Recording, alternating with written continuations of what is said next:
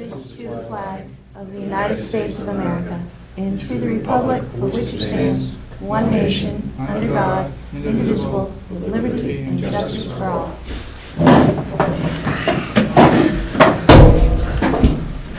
I just want to note that we are missing some members tonight. Andrew Cutter, the chair, is out of town on business. We also have Ray, the vice chair, out on business.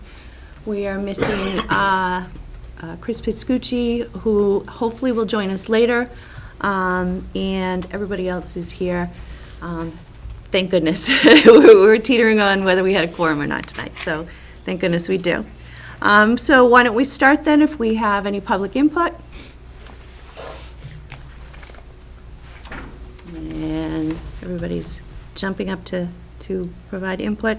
Review and revision to the agenda. I do have a change tonight.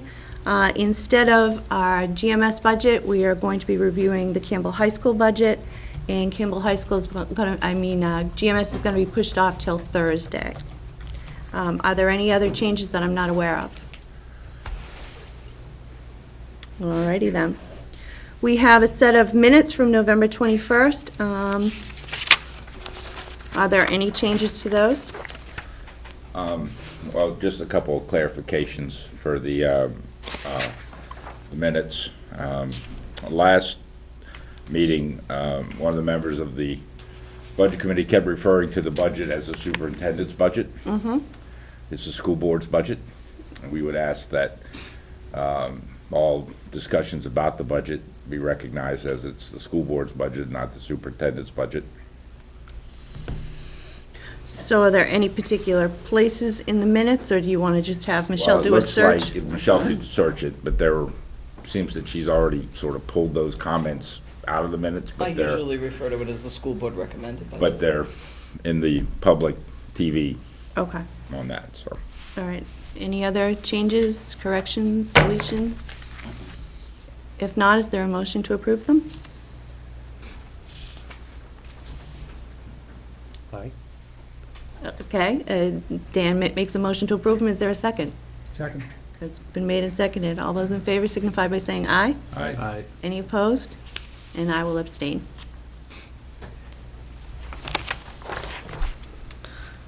All right, moving on then. Reports, school business. Are there any general updates that you'd like to make the Budget Committee aware of? Things are still plugging along through the negotiation process. It's going to a different step. There'll be a mediation hearing sometime next week, and we will continue through that process. But other than that, I think that's all we have. Anything? I don't think there's anything. We haven't met for a couple of weeks, so Okay. I don't think there's anything that the school board has to that's anything new since the last time the Budget Committee met. Okay. Moving on then, we want to start with LMS or CHS? I think they're on elements. John, is We'll it? go with LMS. LMS? Yeah. Okay. You're up. All right, John, you're up.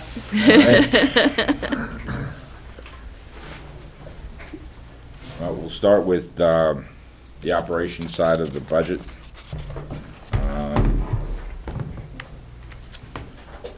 And normally, as the Budget Committee, or as the school board looked at it, we sort of made a decision to discuss and take a look at anything that was $2,500 or difference on that. But we're quite open to just answering questions. If the Budget Committee has questions on certain pages of what's going on that, rather than a line-by-line read, unless that's the desire of the Budget Committee, then I can read the budget line by line. I just had a general question. I know there was some discussion about using the projections. Are the projection, the 3-year weighted average projections, the ones that are used throughout the budget? for estimates, for example, on the first page, you talk about classroom supplies, 466 students by X number of dollars. Are the projections the numbers that are used throughout the budget? No, we budget based on costs as opposed to, I think what the budget committee often compares our numbers with the 3-year average to see where we're trending, but we don't budget on a 3-year average to some degree. Okay, traditionally, that's what we do use as a budgetary number, is we use the three-year weighted average as our budget number for the following year.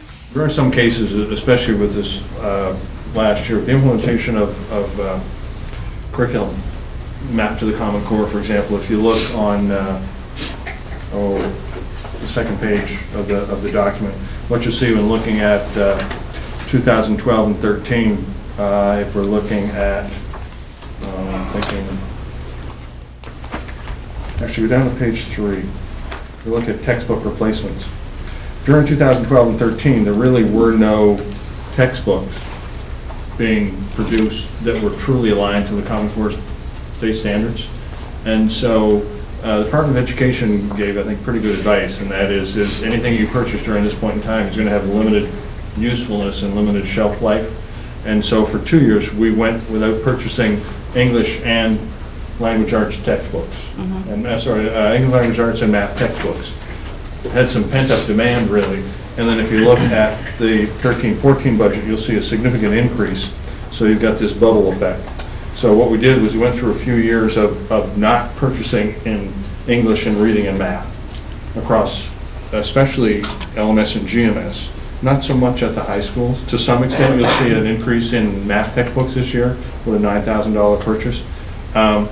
So in that case, in the case of some of these lines, the 3-year average isn't especially helpful because we've not spent any money in some of the lines for 2 years deliberately to make sure that we're spending it on the best and most appropriate resource, and then spent a fair amount of money in that single year. And that makes sense, but I think where we traditionally use the projections is mostly supply lines, looking at number of teachers, things like that. Well, but the school board went away from that process of 3-year averaging, probably for everything other than utilities. Wait. On that. I think we're talking two different things here, John. You're talking 3-year averaging of costs? Yeah, we're not. She's talking 3-year averaging of student enrollment. Projections. We're not. That's what she's talking about. We're actually using Okay, that's two. projections for where we should be at next year, looking at if we have, let's say we have 500 students in Campbell this year, Right. and there's a class of 120 leaving, and a class of 100 coming in, then we're using 480 as the benchmark. Well, We're not. Next year's actually reversed. That's what Well, happened this it year. doesn't matter. Yeah. Okay, explaining the processes, whether it's up or down. We are not saying how many students did we have the last 3 years and dividing by 3. We're trying to get to an actual number for supplies and averaging on that. Okay, so you're not using the projections you're getting from the New Hampshire School Board, Yes, we are. okay? Now, It uses a combination of 1-year, 3-year, 5-year average. So we're using the school board projection, the School Board Association projection. of But, 3-year weighted? well, it's 3-year, it's 1-year, 3-year, and 5-year weighted. Yeah, but you don't combine all 3 of those, do you? Yeah. Ooh. It's the average of the 3 averages. Just- Mathematically, that you don't do but- that. And just for history-wise, But that's the mechanics of it. and do you just so do that we that? understand history-wise, the school district and the budget committee have always used the projections, the 3-year weighted average projections, and use those in budgeting. So you may have so many students coming in this year, so many leaving next year, and the projections are somewhere in between. It's the projections that get used as a budgeting tool. So that was my question. I wanted to understand that because I noticed some of the numbers were different, and I wanted to find out why. So you're not using 3-year weighted average projections where you use enrollment to figure out costs. No, we're using actual, as Mr. York pointed out, we're using actual enrollments rolled up. Okay. Now, Except for first grade. Except for first grade. And for first So, grade, for what you- example, we have a graduating class this year of 103 at the high school, right? And 138 kids in grade 8. So we know, and if you look at the School Board Association projections, we know that when the class moves from grade 8 to 9, will lose a certain percentage. In a class that size, you probably anticipate somewhere in the 6 to 8 to 9 range. So if the entire graduating class leaves, there's 103 gone, we're bringing in about 130 to 132. So we know the population is going up. What will that do? Likewise, at the middle school, we have 5 classes at grades 5, 6, 7 to 6 and 8. So this is a big group that's coming up. Yeah. So we actually took the reduction in staffing last year and then played for 1 year 6 block. So we actually ripped a position last year, and our 6 block classes costs went up by about the equivalent of that salary. So this year was basically status quo. We traded a full-time position for a whole bunch of teachers teaching 6 blocks so we can get into a 5-person team model a year sooner and implement that grade 8 course. But we're, as much as possible, we're doing this on what we believe our projected enrollments will be next year. And start of the year enrollments, last year, I think we went up, Mr. York. We have 12 students, I think, over the course of the Yeah. year. 12, 15. Yeah, what you're doing would be very close to what the 3-year weighted average would be for most of the grades. Very much so. With the exception of first grade. Yeah. And so what do you use for first grade? We use the School Board Association. Averaging the 3 different average? I think, I don't know if they have enough data from kindergarten to go forward. I can't remember, I didn't. bring- Yeah, they did. No, they're still using the Burris Now, the for the board- first grade. The board budgeted for 4 teachers at grade 1, expecting, the Right. same size classes this year, or perhaps even a little smaller because the registrations, the actual registrations and the kindergarten registrations are both a little bit under last year's. Right. So remember last year, 2 years ago, we ended up, the projection was 93, but we were running well under that. Right. We didn't fill the position, then at the last minute, we had a real surge of registrations.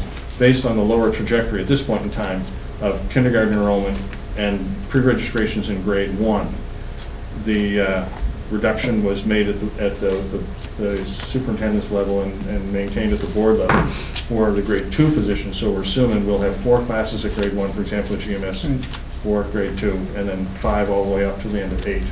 And then that big group moves up to the high school. So we're basically following the kids, and we should be budgeting basically from there.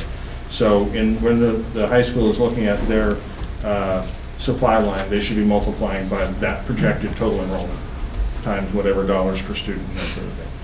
All right, as long as we understand where the numbers are coming from, and that was my question. Yeah. All right, does anybody have, do you want to just go page by page? Let's go page by page. All right. So page 1, is there anything? Page 2? Page 3? So I had a question, the xylophone, 734, equipment additional, about midway in the page. I know we've been trying to slowly build up the number of instruments that we have. Is this something that we can put off? Is this something that Friends of Music could fundraise for and support? Well, I'll speak first, and then Tom, if you want to kick Sure. in. It's been requested, I think, for a very significant period of time. And in this particular case, it was a conversation actually at the board meeting about the rationale for it. And it was an observation that I had made at watching the middle school band perform. All of the other instruments play virtually all the time. Percussionists rotate in and out. They don't have enough instruments to practice on, so they don't get as much practice, and they don't play as much. So it was really part of an equity issue. This will allow, it will provide a better sound to the students, and will also allow more students to participate. It is a percussionist that more than anybody else sit out and go significant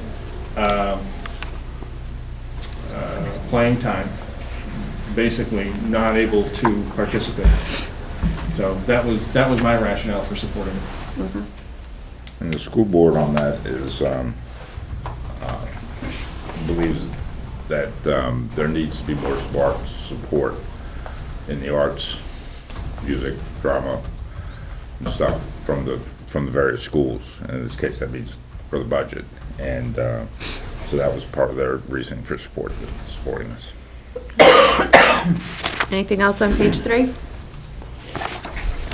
Page 4? Page 5? Tell me about game officials. Why is it so much higher than what we spent the last couple of years? Game officials, why is it so much higher?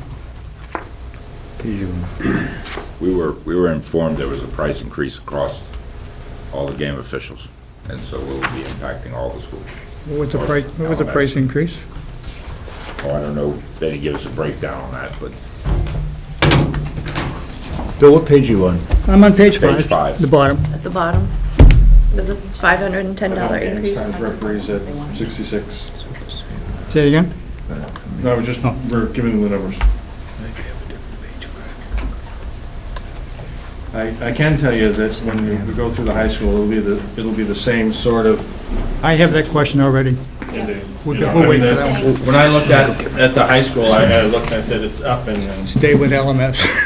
I just don't have I don't have, in my printout, my page 5 Same doesn't. format that Yeah, the it doesn't budget have committee the. has. It's LMS Athletics. It shows basically a. budget 391. line- I mean, Increase. Okay, I mean, I can tell you based on our history that first of all, we now have volleyball. That's a new sport in the last couple of years.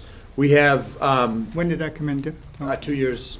Last 2 years? Not this. Last year was his first full year as a varsity, so to speak, at the middle school level. So this is his second year this fall. So as a full- 2013 It was it a was in the club budget. before that. Last year was his first year as a varsity, and then this We year. pay for it in 2013. Yeah. Okay, in 2013, total athletic budget was $4,800. And then the other thing that is always hard to budget is if we make the tournaments for the respective sports, if we make the playoffs. Right. And I need to see the line, but that also plays into it.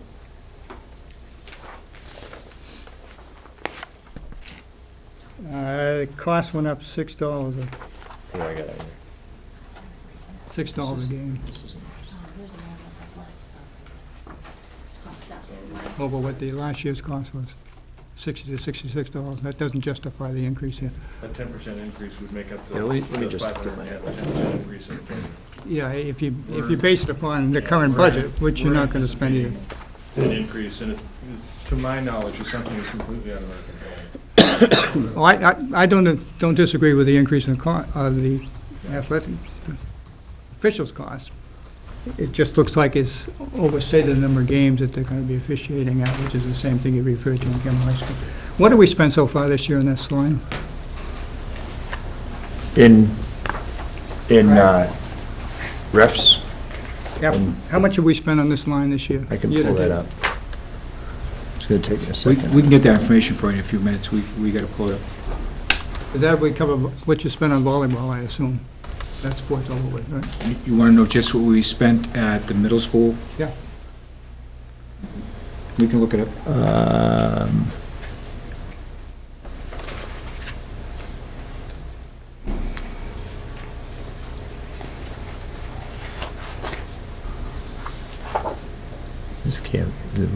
This can't be, this is 5,100, but year-to-date expended. I'll look at it. That must not be updated, or it's, I know we haven't spent that Yeah, much. Go back and look it up. That's the budget. I'll look up the actual. I'll get it to you in a few minutes. You want to move on and come back to that? No.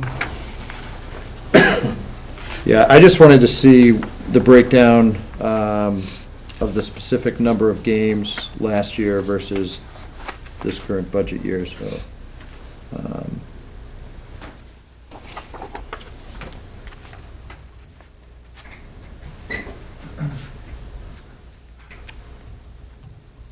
I mean, the cost is up from 60 to 66.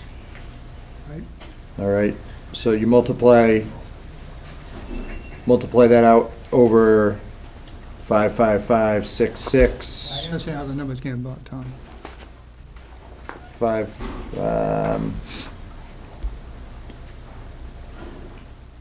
I think Bill's 558. concern is we've averaged about $4,800 the last 2 years, so Yeah. why wouldn't we average $4,800 this year and then budget that next year? Well, last year, this current year was 2926, correct?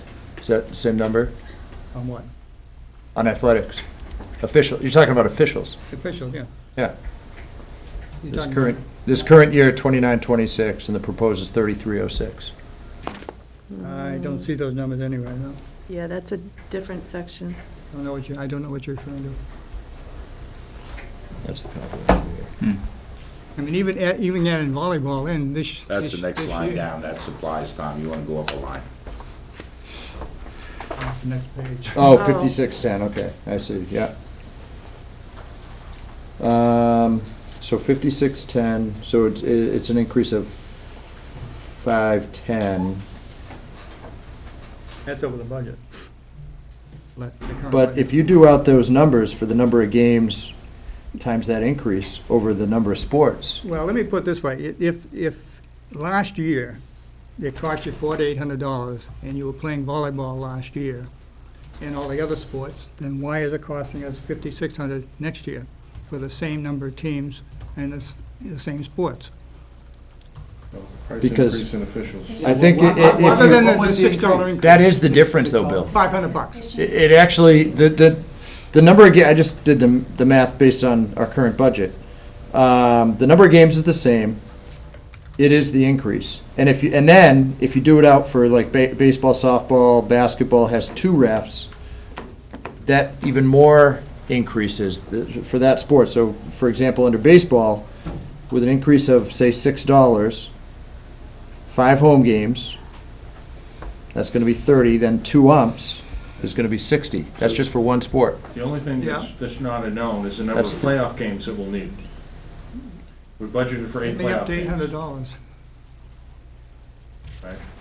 So we Yeah, I budgeted, understand. so everything else is a known. We know the number of games, and we know the cost per game. So the only flexibility that we have to come up with a number is the playoff games. So we budgeted for what, 8? If you crunch the numbers, it's six times 60 is 360, and then if you add in volleyball 30, that's 390, so the difference The is. volleyball's already in there. No, the increase. We're talking about the 510, so the increase, $390 is the increase of just going up to $6 across all It's the actually games. more than that, John, for basketball, because there's 2 extra home games. There's more home games for basketball than for baseball, but Okay. roughly, But again, using Yeah. that number, that's $400 of it is based on actual increase on regularly scheduled games, and then balances on playoffs. So the And I answer- believe that in LMS, their teams tend to make, I think all the fall teams made the playoffs, isn't that correct, Tom? yeah, generally, we make our tournaments. So they tend to move forward, So, you so. know, I guess I would have to agree with you, except when I look at how we built the budget, you know, if I look at 12-13, the budget was built the same way at $5,400. And we spent $4,800. They may have had good teams, but they apparently all didn't make the playoffs, if that's. Well, I don't have the actual number Yeah. of games that were played, but if this is a season where we may have an extra game at home, then last year we had an extra game away, Okay, and, you know, Well, last year, we spent 4825. yeah, and we, Now throw in the $510 increase because of the increased cost of $6 a game. We're now at $5,300 and some dollars. Yep. So the only thing that we're down to is the postseason games at 8 versus 7 versus 9. And you're guessing, quite honestly, there's so little left. I mean, there's nowhere to pull from if they end up with a really good year. I mean, you could sit here and say, well, maybe they'll only have 6 home games you're going to have to pay for.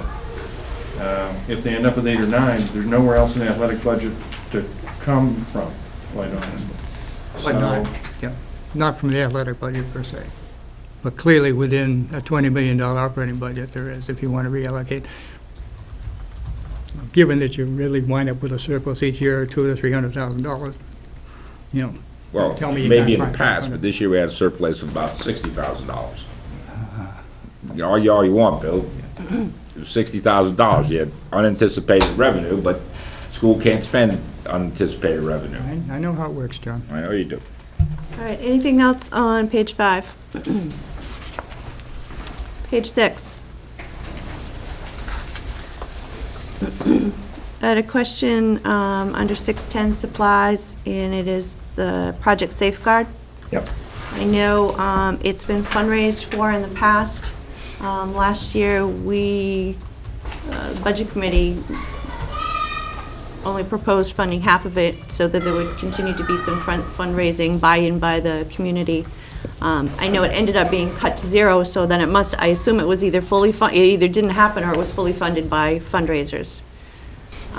So you're, got it back in the budget again this year? Yeah, it's a very hard program to sustain through fundraising. You know, preventative education, it's one thing to fundraise for a Washington DC trip or Nature's Classroom trip. Preventative education, which is the focus of Project Safeguard, is a much different experience for the kids. We've been able to limp it along through fundraising for a few years. Every year, it becomes more and more challenging. The PTO does donate some money. The kids do some fundraising. But we feel that this is a worthwhile program that really belongs in the budget because it's something that is, it's more, first of all, there's a component at school that connects to what they experience that day. It's not just a one-day thing. So we just want that sustainability, and the only way we can guarantee that is through the budget. We can try to continue to limp it along the way we have, but I just think that it's important enough. The feedback has been very positive from the community, and there's a big emphasis on college and career readiness and all the things that we're doing as a district. It just makes sense to me to put it into the budget and make it something that is a priority for us. I was fortunate to be able to attend a big chunk of the program, and I'm very impressed with it, especially the parent piece, which was a very powerful thing to talk to parents about making the transition to high school, how they can support their children and so on. It is a big jump. I think it is something that we will, fundraising for something like this, as Mr. Fighter puts out, it's hard to sustain. To me, it's an important piece. I would like to think that we could help fund a piece of this year. Both the superintendent's budget and the board budget had it all in there. But I would like to think that we would be able to take some of the strain off the PTO and the constant fundraising, given the value of the program. Okay, we are doing it this year, though, right? And that was my question, because I know last year the Budget Committee cut it in half, but then through the finaglings afterwards, the final budget, it was cut to zero, and that wasn't a Budget Committee decision. So I think that was the goal of the Budget Committee last year, is it's a wonderful program that deserves some support and then also some community support. But it ended up being cut to zero, not through this committee's actions. Well, no, but it was a $150,000 bottom line reduction that we had to come up with. Anything else on page 6? Page 7? I'm still, never mind. Page 8?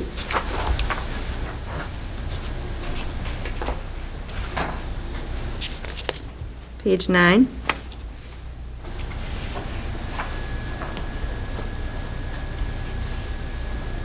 What's an electric burnisher?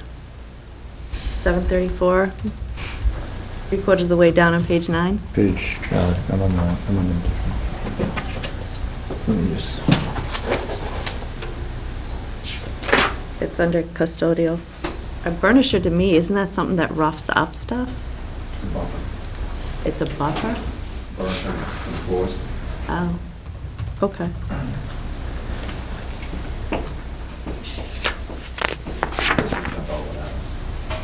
Nah. Are Page we still on page 9? Page 9, you have something, Bill? Yeah, just to make a point that we're not all bad. You know there's a rate increase coming in your water bill, Which, John, yeah? don't know if this been budgeted for. John?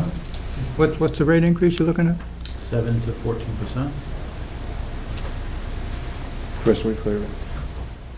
I mean, don't have to take it, but Maybe want to call them and find out. Maybe they're just doing it on the town side. They're We're gonna separate the water. Drawing out of that pipe. We're on a different meter. there's a rate case going on right now. Okay, that's why we have to know about it. Thank you. We'll look at it.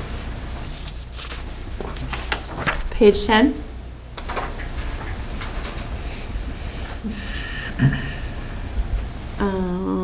Page 11? Did, oh, okay. Just, how many snow blowers do we have? Because you have a request for a new snow blower, but then you have $1,000 budgeted to service both snow blowers. So I don't know if both includes the new one, or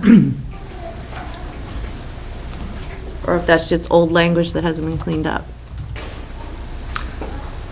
Actually, our facilities people aren't here, but they do need to replace one. I believe they put it in the budget to replace one next year and repair the other. Okay. Right. With one of those that ride on, one is a push. Yeah, yeah. Page 12?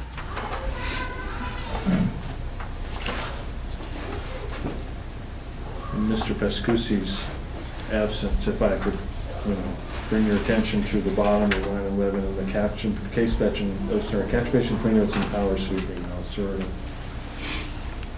would have mentioned something about those. Power sweeping? Yes, those are two of the items that he normally tells us we over budget for. Oh. If he were here, I know he would mention it. Yes. So what is the $800 increase attributable to? I mean, obviously your actuals are much higher, but what's the difference between 6,000 this year's budget and 6,800 the recommended budget?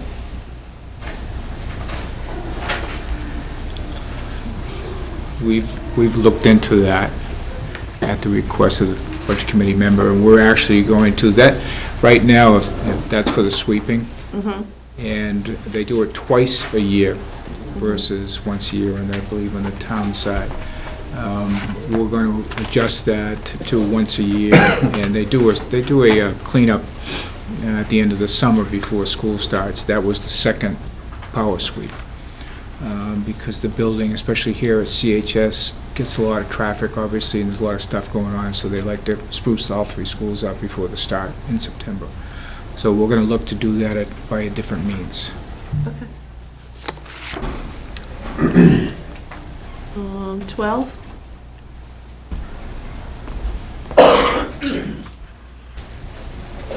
Again, it looks like there's a pretty big jump on 610 supplies, stone mulch, seed, fertilizer. It looks as though we've averaged a lot less the last couple of years, but yet we're increasing it by $1,000. Is there anything specific in here that's attributable to? I think it's more than maintaining the baseball field at GMS that LMS uses.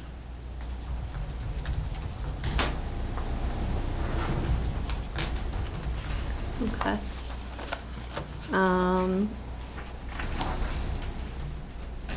Anything else on page 12? Page 13. Why the increase in athletic transportation?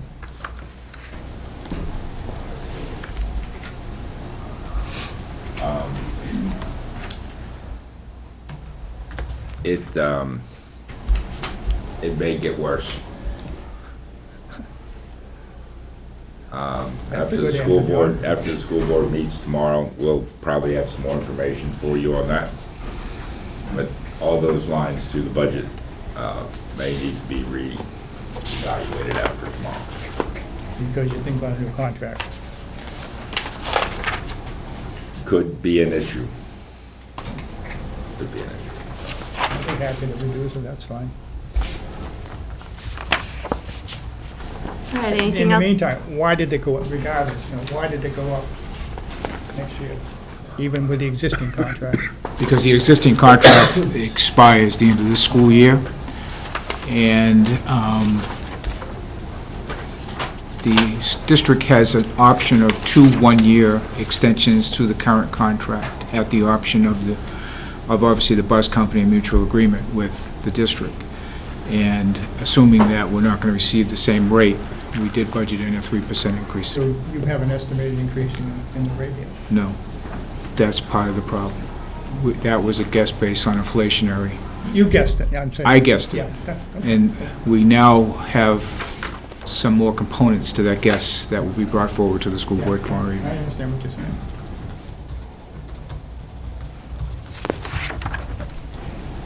Page 14? Yeah, page 14.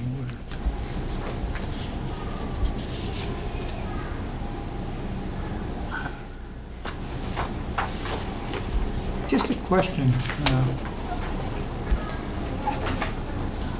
On the top, the cross-country, the way that's, I don't quite understand why we have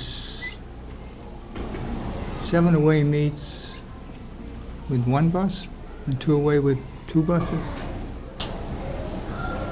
Because those 2 away meets are the state meets, the Tri-County and the state meet and the Tri-County meet. And they take many more students. I mean, we have 125 kids on the team, so they take them all to those.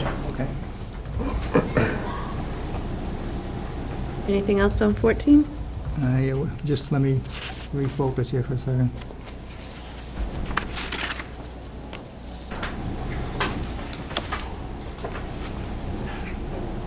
You know, I struggle when I look at co-curricular transportation and see what we've been spending the last couple of years.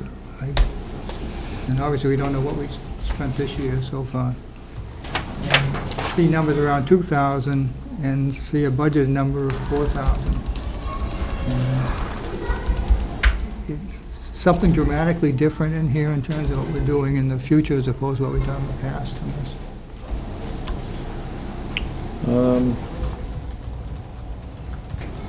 Or is that Project Safeguard that's doing that, or, what's? Well, there's a decrease. You're talking about co-curricular transportation? Yeah, There's a decrease. yeah, it's decreased from today's budget, but not from what you've been spending the last couple of years. You've only been I spending. mean, there's nothing new on this list from last year. We did rearrange Nature's Classroom a little bit, so that now we're taking school buses. We also have a separate carrier for the luggage. I mean, there was a little difference there. Can I the- rephrase my question then, Tom? Mm-hmm. The school year 2012-13, which is completed this year, we spent $1,800 on this line. Now, do we have more stuff in next year's budget than we did last year? That would justify going to $4,200 or whatever the number is? $4,200? Part of that is our band numbers. A lot of this is a function of our music trips. So depending on her numbers there, the number of buses may vary a little bit. And we weren't doing those last year? I'm just checking to see the number of buses, and I believe there's a little bit of a,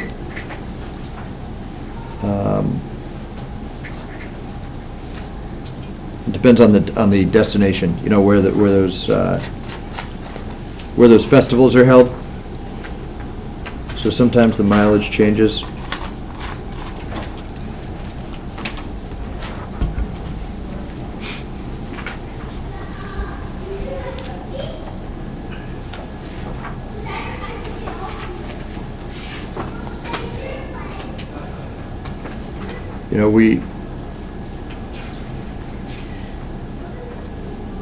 I understand your question, but we have to anticipate, I don't think every single year they go to every single festival. Most years they do. So if there's a difference one year, it may be that they didn't enter a festival one year for a particular reason.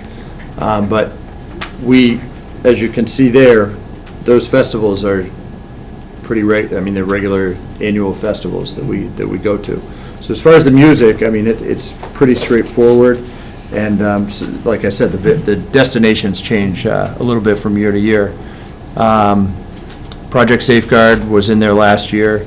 There's a little bit of an increase due to the formula that we use with First Student. The Giving Tree is the same. And Nature's Classroom did change a little bit. And like I say, we went away from coach buses to school buses. So, things shuffled a little bit. But, I mean, I would anticipate we're going to spend that money.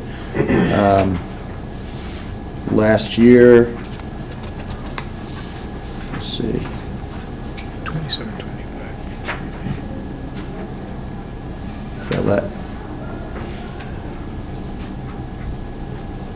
Last year it was down a little bit, and I think that was due to the fact that she didn't attend at least one of those festivals last year. I think there was, I'm not sure if there was a cancellation or what happened. There's another line to be impacted by whatever your new bus rates are. What's that? Yes. Yep. Anything else?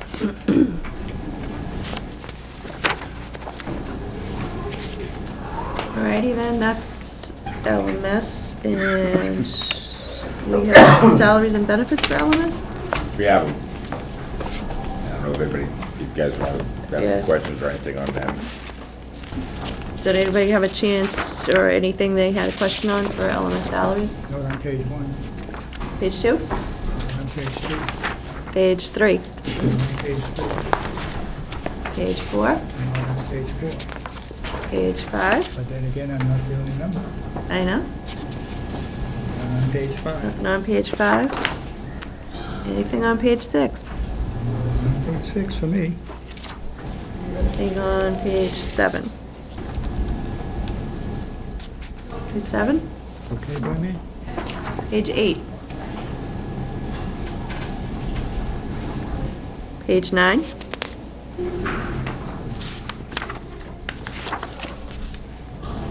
Page 10?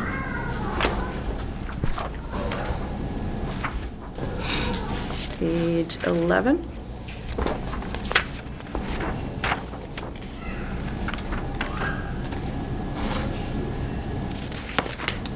That's the last page. I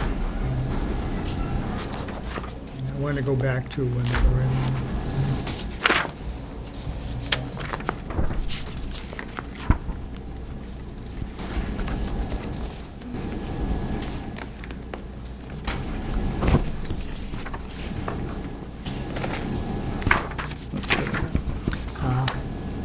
Just, you're all set. I had asked for update on the utilities information. That's being worked on. It wasn't up to date, to be honest. And so Matt Bennett has a stack from last year that he's putting into School Dude. I asked him for an update by the end of the week, so hopefully he'll have it done. I'd like to see that information before we vote on an individual school. So that would be preferably this Thursday, if not next Tuesday, at the very latest for the vote. So I don't- What are we voting on? Next Are we Tuesday. doing a 1 week? We're all need set, for next we're all Tuesday? set this week. Yeah. Yeah, need it looks by the as end of the though we're not voting We would be till following, we would be the voting on 10th. it. Yeah. I'll give you an update, if not, provide that information by the end of the week. The other quick question I had before we, when are we going to see the current year-to-date numbers? As of the end of last month? They haven't been presented to the board, they'll probably be presented to the board. Actually, we're going to do November, tomorrow night. Because that's another thing, before we vote on anything, we ought to have the most current year-to-date numbers. It's only going to be through November, Right. right? Yeah. End of month, yeah. Yeah. Yeah, But it doesn't, yeah, yeah. No, it it's wouldn't just include the month of actuals, December. just actuals, yeah. All right, anything else for LMS? I think that wraps up that. We'll move on to Campbell High School. Thank you.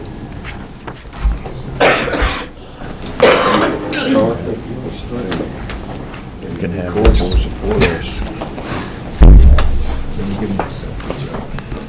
Can I go first, John?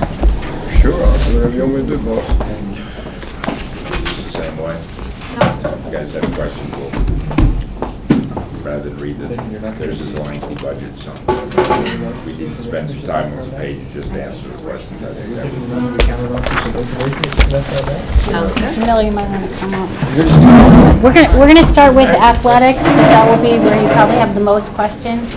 Actually, we're just gonna go page at a time. Okay. We did LMS. All right.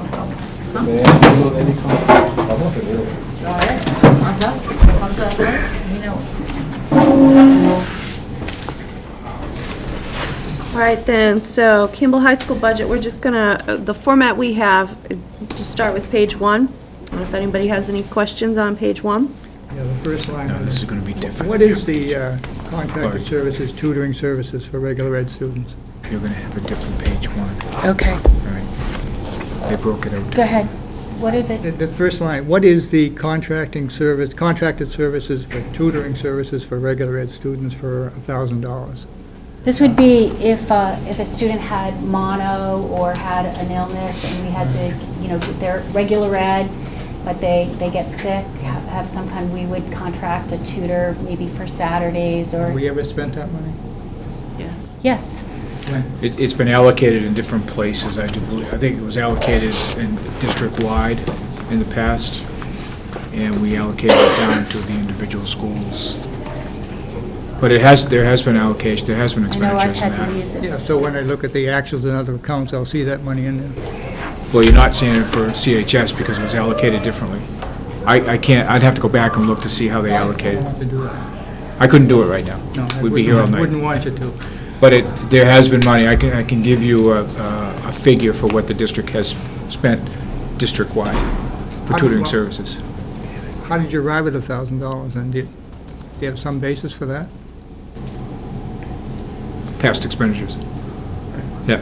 And you can look at trends, but this is another hit and miss because it depends. You could have a student that's out for, a regular ed student out for 6 weeks that you're required to provide tutoring services for. Like we had a student last year during the homecoming, or, he broke his ankle in the gym to playing just a game, and so we had to give him some tutoring. So it looks like it must be just captured somewhere else, because there's no history here. Right. And that Right. does sound familiar, but I just don't remember where it ends up. Because I know we've used it just this past year, but it doesn't show. No, if we need it and we're spending it, Had one 2 weeks ago. Yeah, Trevor, yep. And I know $1,000 is the placeholder that I remember as being there always. and I wonder why that's the number that we're budgeting. I think that's what you're asking. I think it Right. also, the school board has requested more expenses that were in district-wide expenses, begin to find the proper homes, Which makes sense. which would make sense, because that way, so this would be one of those items that, the bottom line is that it could be here at Campbell and be needed at GMS or LMS for whatever the various reasons would be, and the decision could be taken from CHS and put it in one of those other schools, because maybe we're 3/4 of the year through the year and CHS hasn't used it, but LMS needs because they're over that. But the number that would come across for the 3 schools, I believe, came out of district-wide expenditures, and I don't know if they just divided it equally across the 3 schools or not, but I believe that's how that number. This is the only school that has it, though. Well, we did have one, well, even 2 weeks ago, but I'm not sure if that was.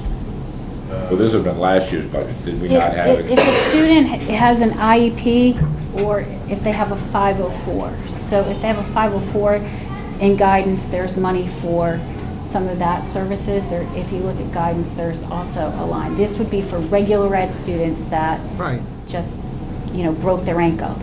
As Mr. York indicates, we've had some conversations both in the SAU office and also at the board level about how we've been budgeting and what sort of things have been budgeted at the district level versus at the school level, and what makes sense for Yeah. our budget and, the budget committee. So for example, snow plowing, do we do that by location with 3 schools?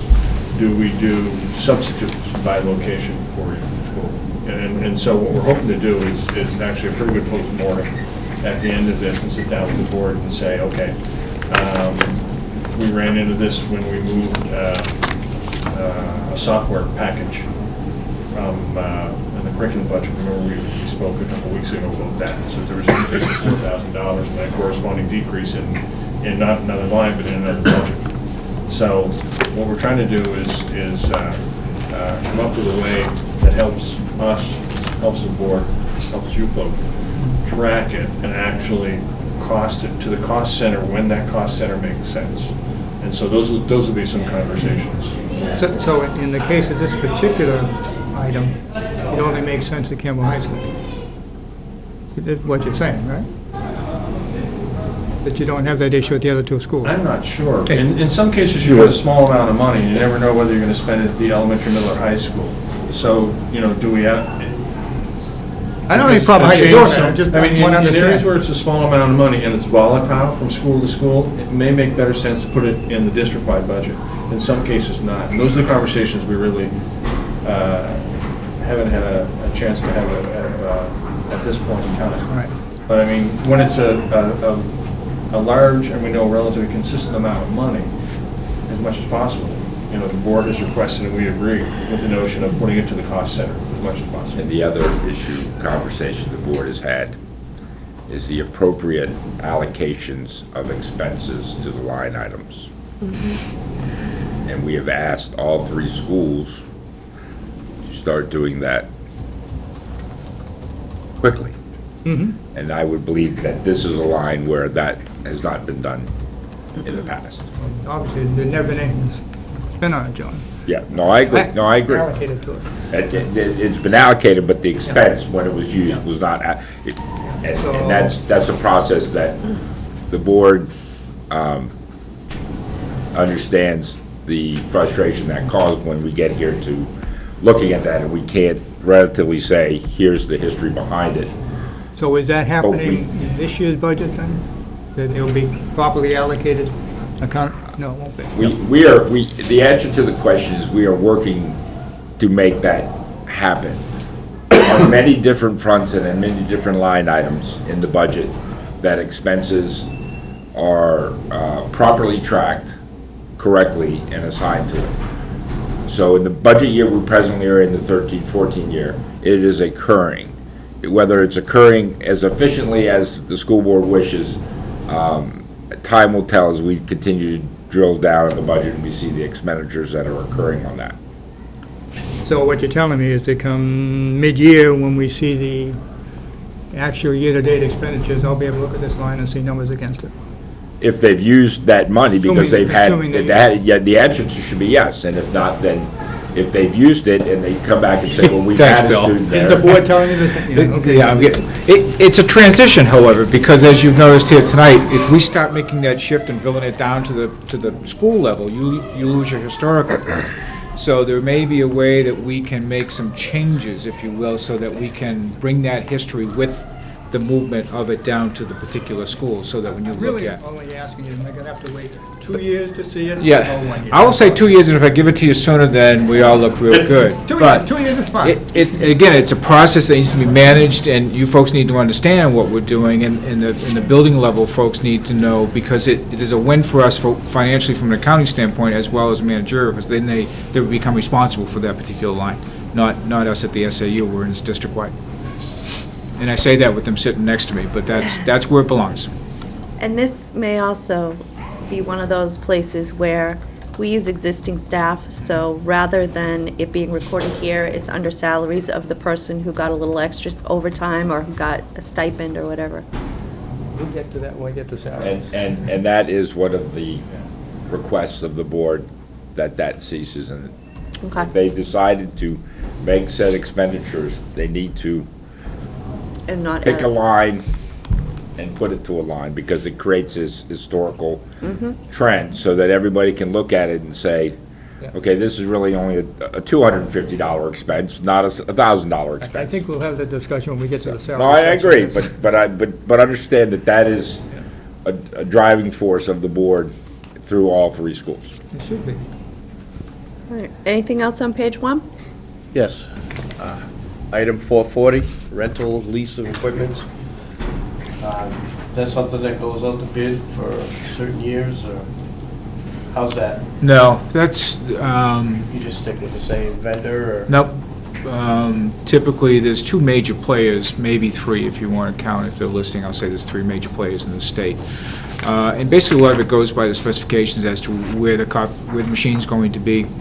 And similarly, we can look at we kind of play across one to the other, and they all have similar deals that they offer to you. They usually go on, they're leased, so there's a debt service, if you will, to the lease. So we look at that, and we look at the overages, and we look at the supplies that are offered. There's all kinds of variations. You can put it out to bid, but it's very difficult to do it because they all give you different opportunities.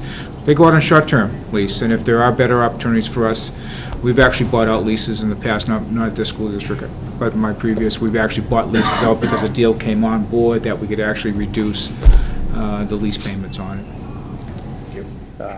Item 610, supplies, a $10,000 jump, and I see the biggest one of general education supplies. What is that, please? You're seeing a $10,000 jump? Yeah. From actual expenditures to the budgeted number. Yep.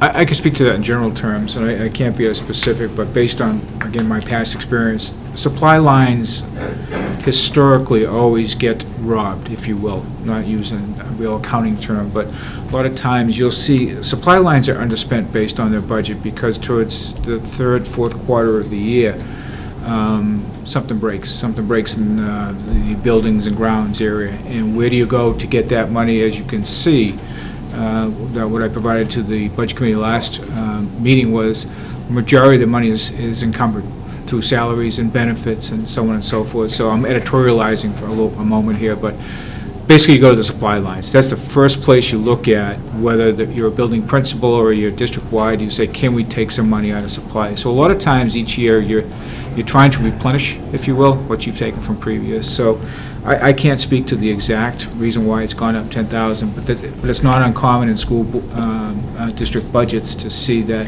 supplies get scalped, if you will, towards the end of the year, because that's one of the few places that you can really go to grab some money, to go to some other areas of expenditures that were under appropriated. Exactly. Do Is we, that also a line item where the handbooks are supposed to come out of? No, I don't think the handbooks come out of supplies. I think there's another line item for supply. that's what I was going to ask. Is there a formula that we use to get to this number? 200 freshmen times this many supplies for freshmen times, I mean, how did we get to the 12,800? Originally? Yeah. I remember 2 years ago when I did this, we did do it by the multiplication, and then this year we just level funded it. Some districts use a metric based on the number of students and the average cost per student for supplies. And But that's again, what we it's so. did, that was the way that we did it at that time. But it goes like this, our argument on the school side is always, some years, we know we're underfunding the supply line, or we underspent the supply line because we had to take some of those other monies and move them elsewhere. So you're constantly playing catch-up, if you will, on the supply line. Okay. Yeah, I'm just looking at some of my notes from last 2012, which is what we spent in 2012. 12,800. I gotta find my line now. Actual expenditures in 2012? The actual was 18,000. 18, yeah. Oh, yeah, 18. And And that was basically for same items I think we've got listed here. Basically.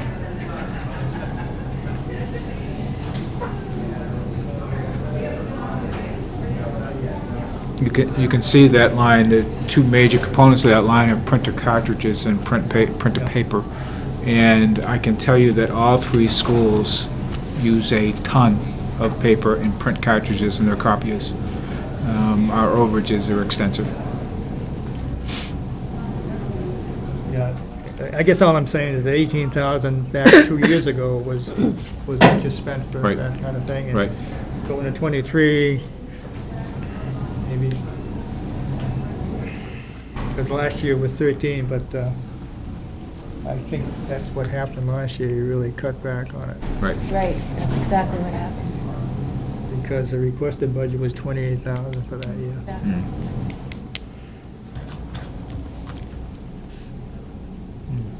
Okay. All set? Page 2.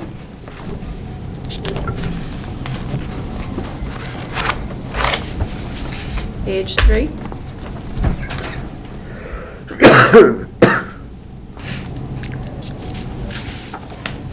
Page 4.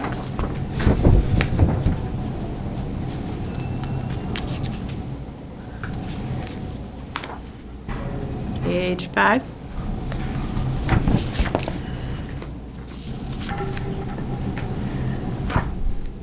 Page 6.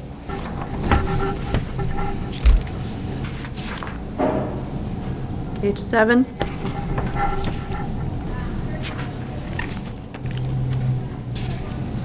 Page 8.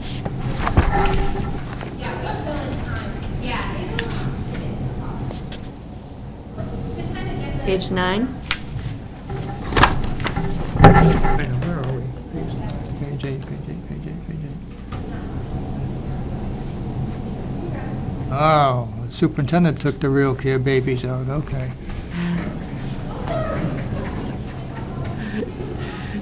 Them was the little dolls. Still can't get them. We're trying. We're working on it. We're still carrying flour. We try every year. I think I still have some of those around the house. Page 9.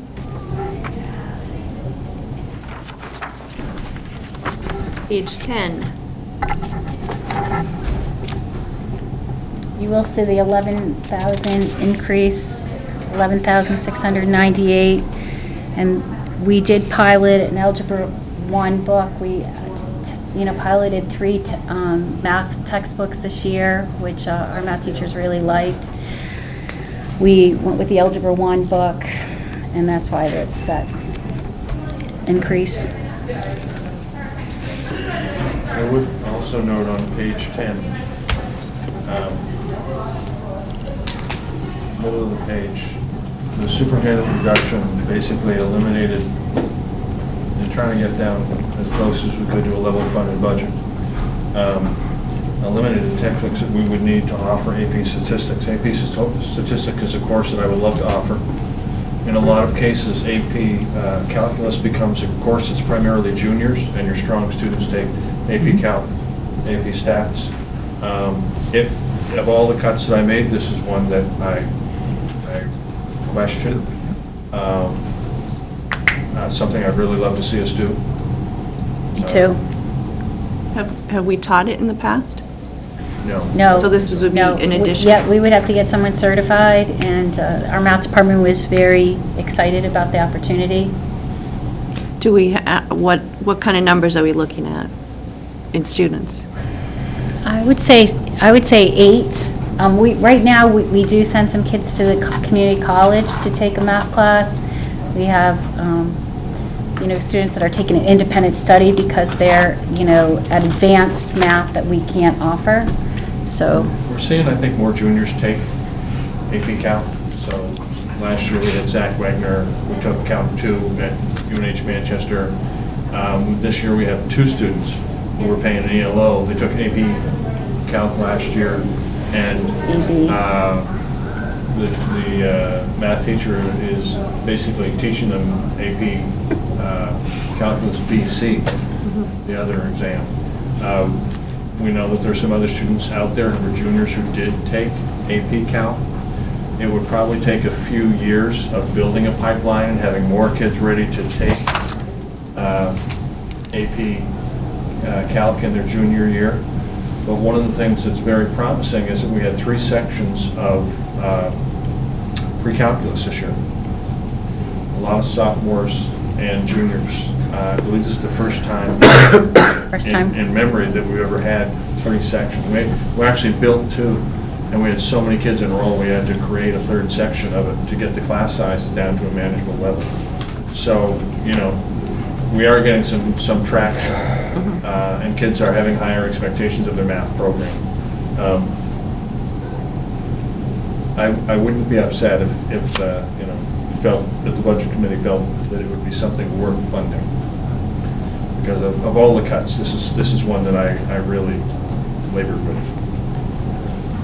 You have an objective, though, of a level funded budget, or what would, you start off with an objective? My intent was to try and Level fund. level fund as much as possible. The high school budget is level funded this year, except for those Algebra 1 textbooks. It's a relatively large budget. There's about a $4,000 cost for 30 AP Stats books. We probably would be thrilled to have 18 kids in that class next year. If we had 12, I'd be really happy. It would probably cost us about $2,500 to buy enough books to be able to offer that course. And we'll do enrollments earlier this year, so we'll know whether we'll need it or not. So it's not like we'll have to buy a number of textbooks and not know how many we need. Let me digress for just a second then. Is your concern about the operating budget level, the fact that we're going to have a teacher contract coming up too? Clearly it was part of it. You know, the intent was to try and manage the budget as much as possible. I mean, teachers are the heart and soul of teaching and learning. And, you know, that contract is a very important piece of the overall budget, and locking in good teachers and having good teachers, you know, feel valued and you know, be able to keep our good teachers over the long term was a significant part of it, yes. Yeah, I would think that that's what you'd want to do. We'd want to come in with an operating budget that is really palatable, so that the teacher contract has a much better chance of passing. But sitting here tonight and hearing what John is saying, you folks are saying about transportation costs, for example, doesn't tell me that we ought to be trying to put things back in, that we ought to be trying to stay at the number you're at, is what we got to be trying to do. Transportation costs is something that came up in the... No, I understand that. But if you're going to come in with new numbers here, that's going to compound the problem even more. Exactly. And that's why what happened. Just letting you know, I think it's a priority. I think it'll be a very good thing as we continue to build that pipeline.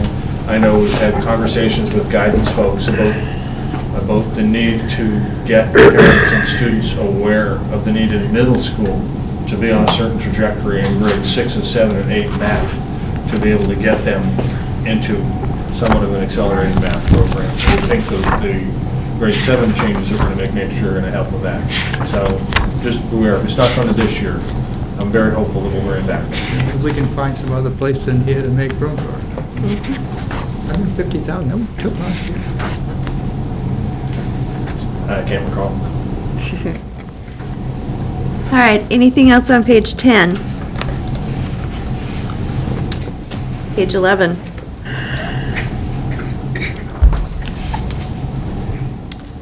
Page 12.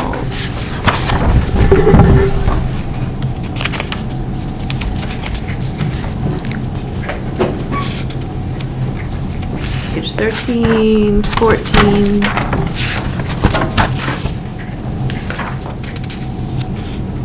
Page 15. Again, on 15, you'll see that in science, we do have, you know, a slight increase. And again, there's a lot of equipment needs in science, and we haven't replaced a lot of our science equipment for 13 years. So if you look, you can see that we're looking at chemicals for labs and some repairs and some replacements. I have to say, Principal Rothhaus, I know there's a superintendent reduction in there, but before I saw it before that, the list was longer. And there is a need, we have a new curriculum facilitator to really look at this, and Ms. Rothhaus has worked with her to try and make this into a multi-year plan to get us where we want to be. But there is a real need for that. And I want to take this occasion as well to thank Principal Rothhaus for bringing in a budget this close to level funded with the high school and its history. This is a significant accomplishment. And what we told our curriculum facilitators is to put it into a 3-year plan, build it out for us so we can build it out for the budget committee. And that way, each year we'll keep building.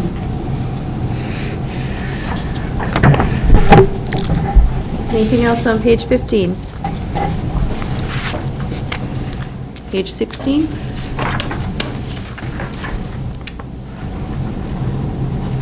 Page 17?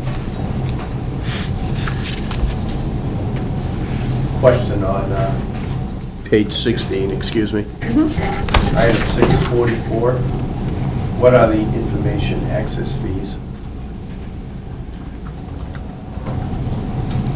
This is the year, the world history course, we're flipping the curriculum, and so for 1 year, it was being offered at both sophomore and junior levels, and then it'll be moved from the junior to the sophomore level.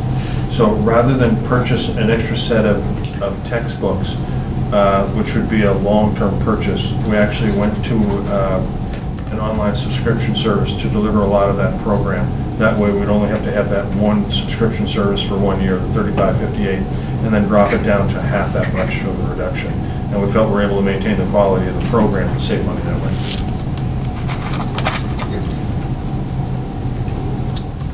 Page 17?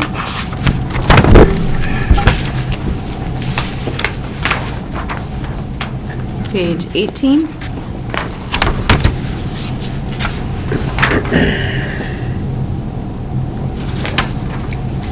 On page 18,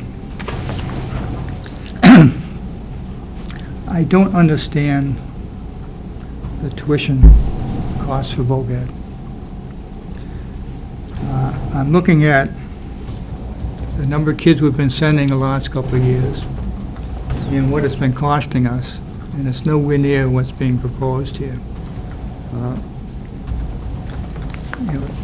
2012, we had 22 kids in the program, and it cost us $22,000. Well, 2012 actuals were at 28,000, which led us to, we knew. I don't know where the Realize 28 came from, It's because the numbers that you quote is $1,000 per student, and you had 22 there, and that's right from the budget book here. And you talk about, there was a shortfall apparently that got added in. I don't know what a shortfall means. Do you know what that meant, what they meant by that? what, A shortfall? in terms of, If you read your note. Oh, yeah. I'm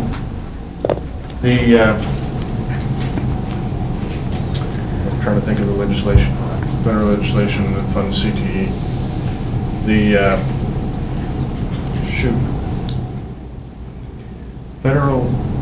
There's federal funds provided at the state level to support the CTE programs.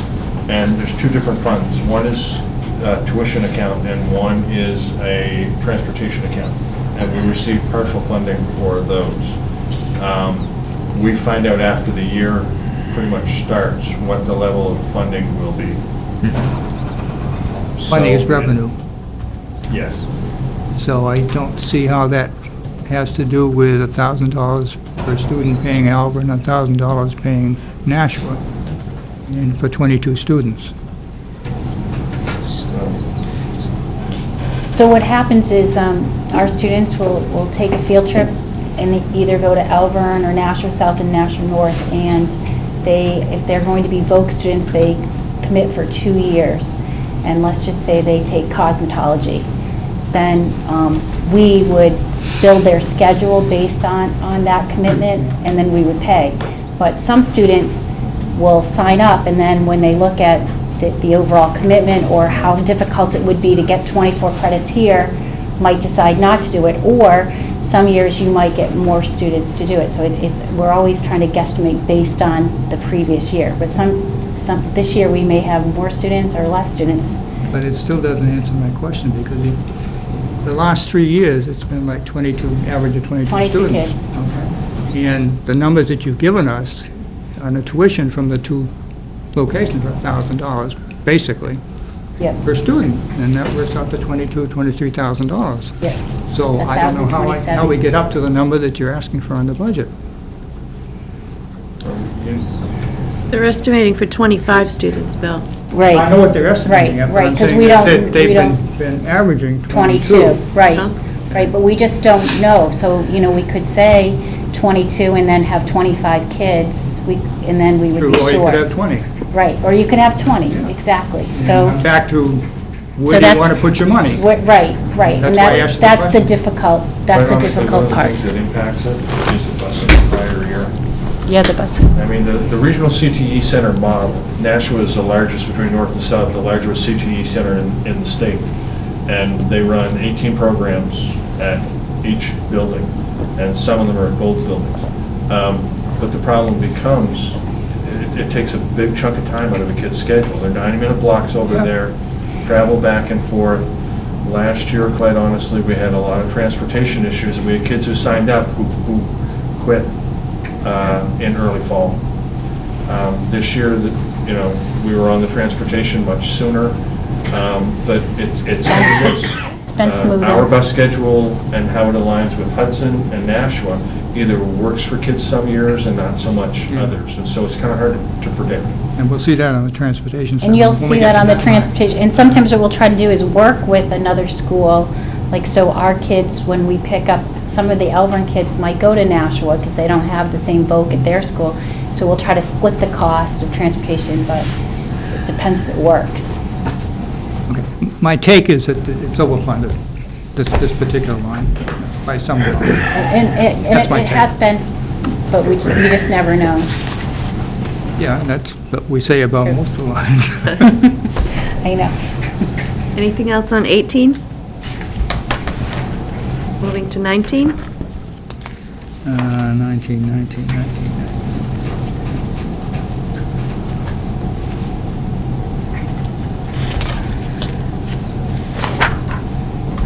Nothing on 19? 20? Finally, an athletic question. Finally, an athletic question. He's been waiting. Now, my question is on the $1,000 for the impact testing software.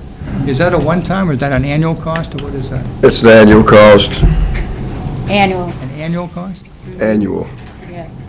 And that's the new concussion, I know what it is. okay, And- testing. Yeah. And so you don't have that loaded on your own computer here? You've got to buy so many assessments on the front end, and you buy so many post-assessments on the back end. And actually, it's a package you buy. And so you're trying to estimate how many people are going to be pre-tested every year. So every athlete's got to be pre-tested every year. And then if they have a concussion, then they've got to be post-tested to see if they're ready to return to activity. And you have to purchase that package every year. So we've already paid that for this year then, right? We did. And then we are in the process now of deciding whether we're going to buy next year's package. If we buy it and just commit to it in December, we can get this year's rate. But they have cut down the number of post-concussion assessments they will do. Yeah. So that's how they catch you. So, well, you get this year's rate, but we won't give you as many post-concussion assessments. Who do you pay the software fee to? Sir? Who do you pay the fee to? Who's the company? It's the company that Apple. Is it the Apple? Apple, yeah, Mhm, our yeah. athletic training service. Okay. And we did have a number of concussions, Well, unfortunately, I this don't year. disagree, no, I understand. You know, I mean, it I'm not was questioning it at all. actually, you And if know. we were gonna go with Apple. I'm just surprised that Yeah. that it's an annual cost, to be honest with you.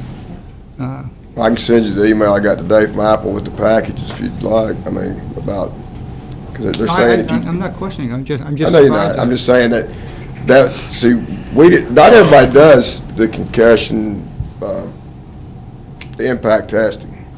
But when we decided to go with Apple, that was one of the things Right. that they recommended. And, they said all their schools did it, and we certainly weren't gonna go broken arrow. You gotta do it. Right, so, And I will tell you, you were absolutely correct. Apple is very Oh, good. they're good. They're very good, and they've given us a lot of bonus kind of services with the football, you know, having the physician assistant on the sidelines to, you know, they'll cover if our trainer has a double duty. It's been a very good company for us. Plus you're able to hire. And yes, it worked out very well. I get credit for that? All right, anything else on page 20? I have the same page as you. Oh, you're using. 21.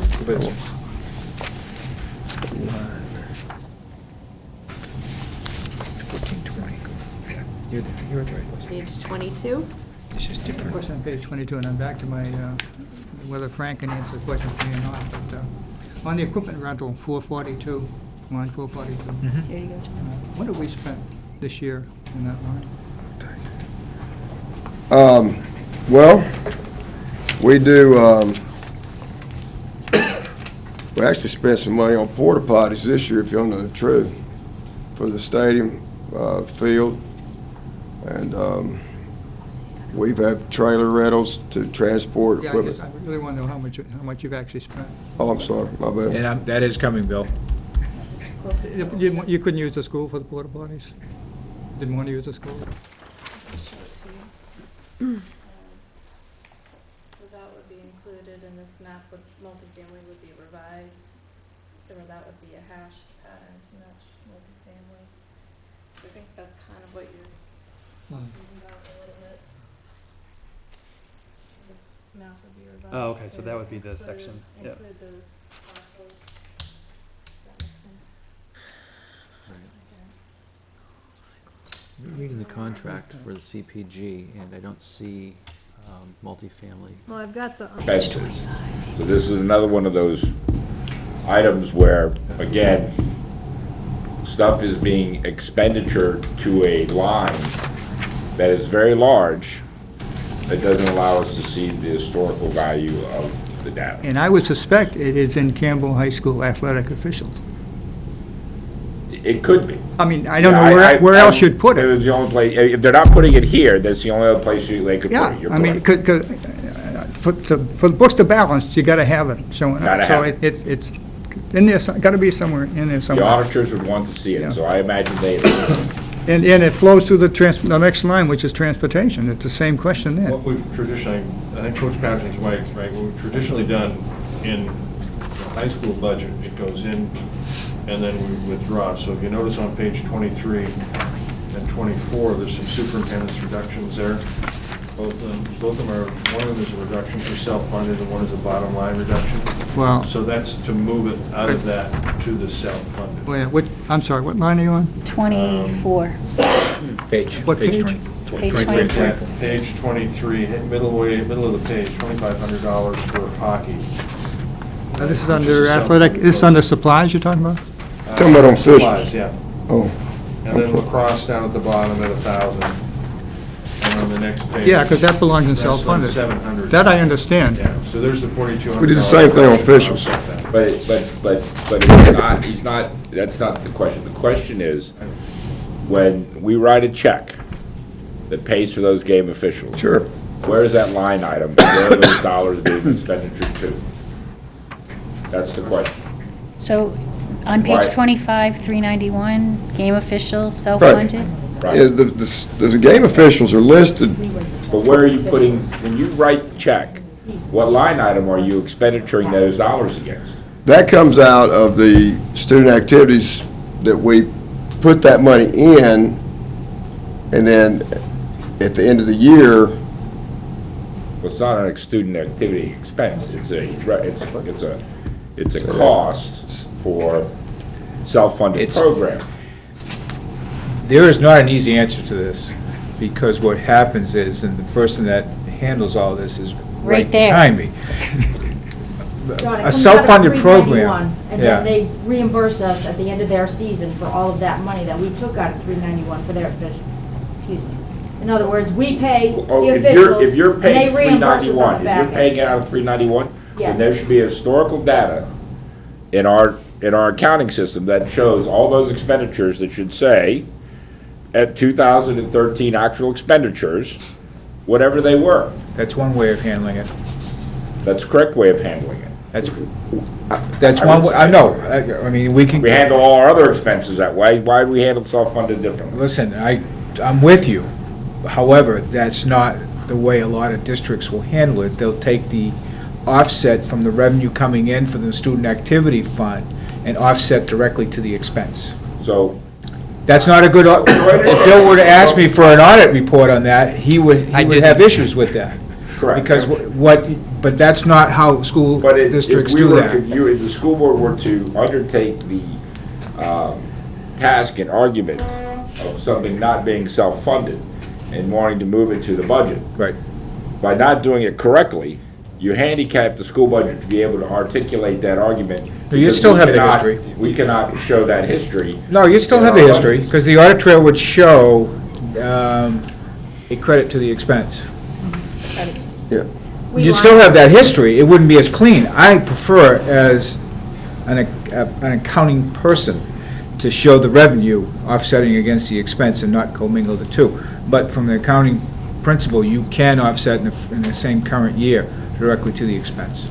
And again, this is nothing new. And that's what they're doing. It's the way it's been done since the Yeah. beginning of Campbell. This is the, Well, it has, and it's one of the things that the board has asked that be looked at okay. through all the processes of administration, so All that when we're looking at budgets with the budget committee, and we know the questions that they're asking and they're looking for, that we can give them as factual and as accurate as information from the reports that shows the trends of the expenditures of the budget that we're proposing. It makes everybody's process that much easier. Okay. Question about ice hockey. Yep. You show 6 transportations for ice hockey. As far as I know, is that a cost sharing with Pembroke? And, because there's no bus that leaves Campbell for ice hockey. That is correct. So what does that cost? This is what we've requested, and we haven't ever gotten it. But when I put it in my budget, I always request some help for ice hockey, some help for wrestling, and then it invariably, gets cut because it's self-funded, or gets moved to self-funded, or in the case of ice hockey, yes, still self-funded, but you got to pay to play. Does it make any difference what number you have here then, as far as a self-funded number? I mean, it could be $20, I mean, Right. because you're not even booking it, what you're saying. Right. it's And the only projected reason expenses that are it gonna be doesn't affect the offset. tax rate is because when you do the calculation, you completely offset what's in the budget with what you anticipate in the way of revenue, Should be. that's what happened? That's why it gets back out of the operating. It doesn't, And then what happens if you had funded, let's say, $20,000 for self-funded, and you only took in $10,000? What happened to the other It doesn't happen. $10,000, which has been appropriated? Does that go in the fund balance? The agreements typically call for 50% of the cost up front. Yep. So half of it is there with a plan to show it, so we don't just say, spend your $20,000 and give us those. There's a plan, we have to receive, what is it, 50%? it doesn't go in the Up front. general. Before we commit to a schedule. I think you missed my To answer point. your question, it does not go back to the general fund. Where's it go? It's a Because you've student activity, appropriated because it. it's technically classified as a student activity fund, Okay, and it's up to the students if they disband. For instance, if lacrosse after 3 years decides... you misunderstand my question. Okay, let me finish, maybe I'm getting to it, though. Okay. Okay, I'll let you ask, but Okay. it doesn't go to the general fund.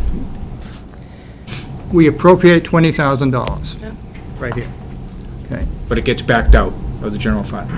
When does it get backed out? When you set the tax rate, how do you back it out? I can't answer that because I haven't been involved with the cycle. I'd You have to show the look at it. revenue, the incoming revenue, I assume. No. You don't. What we're appropriating here is $20,000. That doesn't get backed out when we set the tax rate. That's in the appropriation we ask for. Right? The answer is yes. I mean, that's what we're Okay. appropriating. Okay? But I guess my point is, nothing's changed. Why wasn't this addressed 10 years ago? Because it's been that way forever, right? I'm asking. Self-funded programs are very recent. Yeah.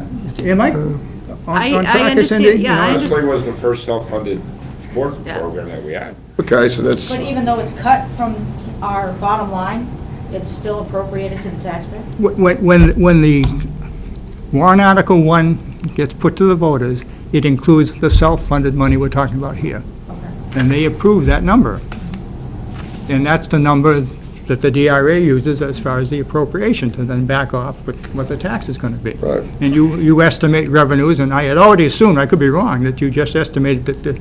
They could be in there, Bill. I'd offsetting have to revenue. take a look to be, I don't want to answer you. But my question was... without being definitive on that Because I issue. know we're appropriating this money, if you don't actually spend it, doesn't that difference wind up in the fund balance? Because I believe the answer to that is, and I'll be more definitive when I look at it, is that the only amount that is spent is directly dollar for dollar offset by revenue. So in other words, if the money doesn't come in, Right. because of by definition, it's being self-funded, won't be it doesn't spent. continue, it won't be spent. And then it's left over at the end of the year as fund balance, correct? I mean, unappropriated funds. You're only looking at part of the equation, however, if the appropriation is underspent and the income doesn't come in, it doesn't impact the bottom line, because it's not spent. I know that, but when you close the budget out for the end of the year, and we've talked about underspending the budget, okay, you will have appropriated money in this account that you're not going to spend, and that will be part of the underspend of the budget. But it's a calculation of revenue as well. You're just looking at the, No, I'm looking at what you're going to wind up with money left over at the end of the year. right, and it's a calculation of what comes in This for year, revenue. That money that was left over, a significant percentage of it was from self-funded. Okay, and so, here I go. Then, why don't we just put a minimum amount in here then? If it doesn't make any difference, that we offset it with revenue.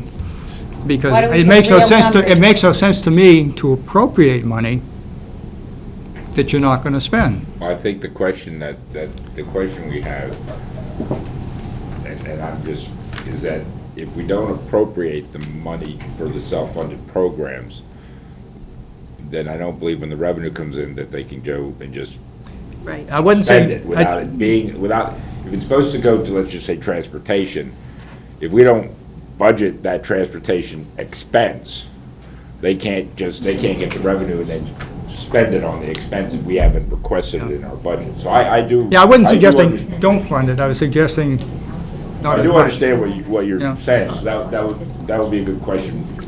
I'll make sure that the school board asks the same question, try to get an answer for you at some future meeting. Okay, well, okay. So the question that we're looking for an answer to is, when it's appropriated but not spent, what happens to that money and what impact does it have on the budget and taxes? And also looking at a process so that we have more accurate numbers in the budget, that we can see previous year's actuals. Michelle, can you add that as an action item to the school board? All right. Now, back on transportation.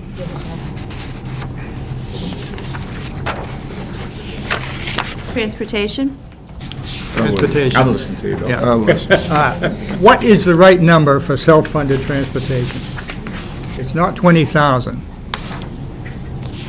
Because you got varsity soccer, lacrosse, varsity soccer, football, basketball. What is All for listed for there. This self-funding transportation? transportation facility. Where's the transportation bill? We'll have a meeting of the minds. Page 25. 519. If you look at everything that's listed there, it 519. includes self-funded and it Yes. includes varsity sports. Yeah, I highlighted Which don't that. belong in there. Yeah. It's the same problem they had on the athletic, Campbell High School athletic one. I came up with 15,530, but I don't know if that's I the will right tell you number. that the reason it's there is because last year or the year before, the school board zero funded these events in the budget. And if they elected, being the specific team elected to want to participate in that event, and in some cases, these are preseason games, Oh, yeah. they had to raise the funds Yep. to pay for them. So that's why they're under the self-funded part, because the school board did not fund a preseason soccer game or a preseason football game. Yeah. Now, that was something we did, that may have been something we did on when the large cut of the budget occurred, and I think we may have extended it for one more year, but I don't believe the school board has had any discussion about that process being that way for the last couple of years. But that's what, my recollection would be, that's what the reflection of those athletic events are, and that's why they're in self-funded. Yes. So Yep. they must be continuing that if that's where they've left that. See, I would suggest, based upon the discussion we've already had about the self-funded and the budget and the... Well, I would try to fund- begin to That I'd separate. take that out personally, you know. I don't think it belongs, if it's self-funded, it ought to be defined and not varsity sports. I think you need to bring some definition to what is a self-funded account. Because we hear, sometimes we call it a student activity fund, and then sometimes we're calling it something other. And I think probably real soon, like the next meeting, if we can pull it together by Thursday, but certainly by next week, we need to take a look at all of this, because it sounds more to me like it's a student activity fund. And the school board gives the approval for the activity, but doesn't fund the activity. The activity is funded by the students who participate, parents, PTOs, so on and so forth. That money goes into a student activity fund. Yeah, and that's, if the basketball team wants to do a Christmas tournament, it's not in the budget. They have to fundraise the cost of the bus and the entry fees to go to this tournament. It becomes self-funding. And it's through that's why it a gets stuck in student here. activity fund.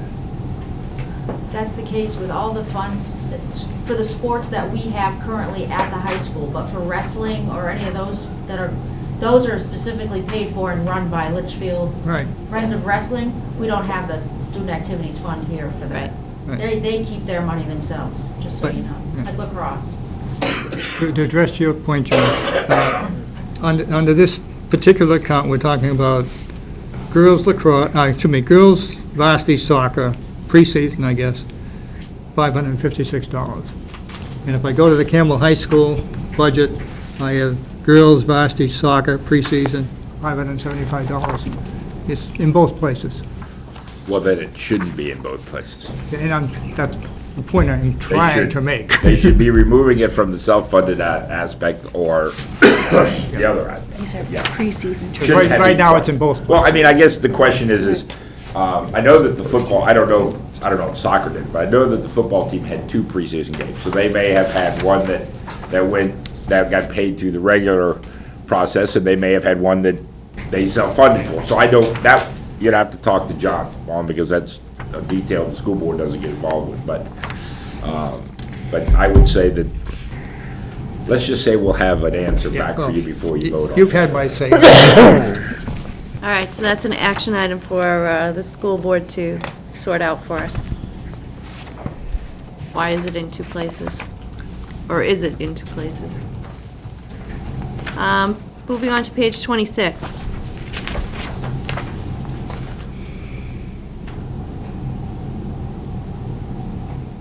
Page 27.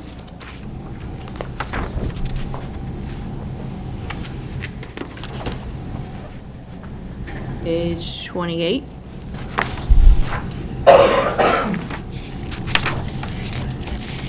Page 29.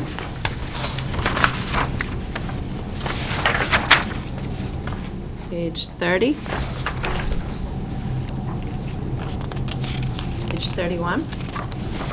Yeah, just a question why under the utilities disposal, why that basically double? Line 421. 421, Yeah. shredding services.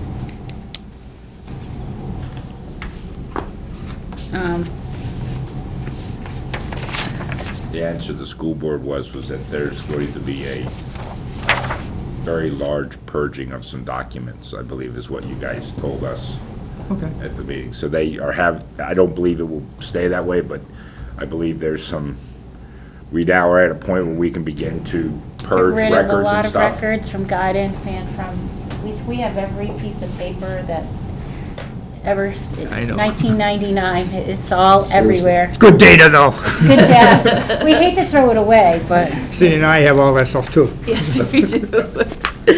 All right, moving on to 32. Page 33. Page 34. Yeah, just my comment on the water, there's another one you can look at there. Oh, yeah, you have an estimate of 2%. That's not going to fly if it's 7 or 14%. Guess it's Seven's low. just a start. right. Is that gonna be to everybody, even though? Yeah, school's not on special water, Yeah. even though you're right over the may wanna aquifer. just Or was I finally got rid of having to pay for that fire hydrant? Well- And now I'm gonna get hit with a bigger cost again. And our Fire- taxes going up because of the fire hydrants, Yeah, too. what did the fire hydrants go up by this year? 65,000, I think it was? No, Something like that, yeah. I had to go look. thank you, because I would have funded all myself. All right, page 35. Where am I? Wait, page 30, okay, yep. 35, 35, 35. I just said, no, yes, no, yeah, had a question. What's this issue on lighting in the auditorium? Well, what happened was when the auditorium was originally built, I think they thought it would be a plan out, and so every year we would add 10 lights or 10 lights and 10 lights, and then what happened was the lights just kept getting cut from the budget. So we have like 51 lights, and we get to 61 It's on the lights. stage lighting, or what This is is it? lights throughout the stage lighting, and so every year we put it in. This year, the school board kept it in, which we were grateful for. And, we think that if we keep adding the lights, by 2021, we will have it 100% if the budget committee and the school board keep allowing us to do a step-by-step process. Basically, the auditorium is lit at 50%. Yeah, but you're talking about the stage lighting, I Stage assume. and the auditorium lighting. Yes, yes, Where the seats are. right. So it could be really, Fine it could for be me. really bright in there. So we are really thrilled that the lights are still, they managed to stay on. All right, page, Just a quick correction. Yep. This year's impact of the hydrants is $35,000. The full cost in the following year will be about $60,000. If it goes to where they say it's gonna go. That's on the 14th, the upper end, which, Wow. Yep, just wanna make sure I had the right numbers out there. yeah. Everybody's on the high side, John. I'm always on the high side. all right, page 36.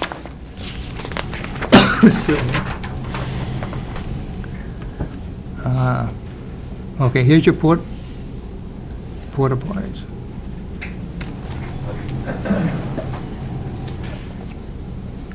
Okay, this is different from what we just talked about, having porta potties for the one game. What is this proposing?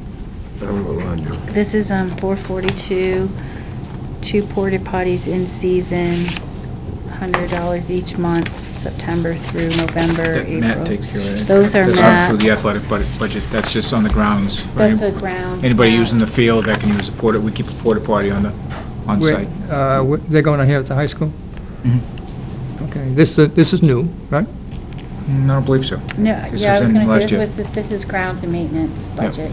I've never seen porta potties here. Where are they? Well, you might be right, because it says, They removed them already. yeah. The ones we had in the fall have been removed, but. Oh, yeah. But we did have. Yeah, I'm just They saying, were there in the I've never fall. seen Out porta there. potties here. out in the fields. Oh, they were out in the football, in the corner of the football field, across from softball? Really? You won't find them tonight, Bill, so don't go looking. They're gone. Not tonight. Not tonight, they're Don't gone. go looking. The snowplow is starting up. Okay, so when did we start doing that? Can anybody tell me? I can't answer that. I'd have to go and ask Matt, you need Matt how to long know. they've been. They were. Well, I would say, Bill, they may have been doing them for a very long time, but they haven't tracked them in the right budget round. I don't recall seeing them out there. Yeah, I don't either. I've never, honestly, I've never seen porta potties at the school, and trust me, I look for them.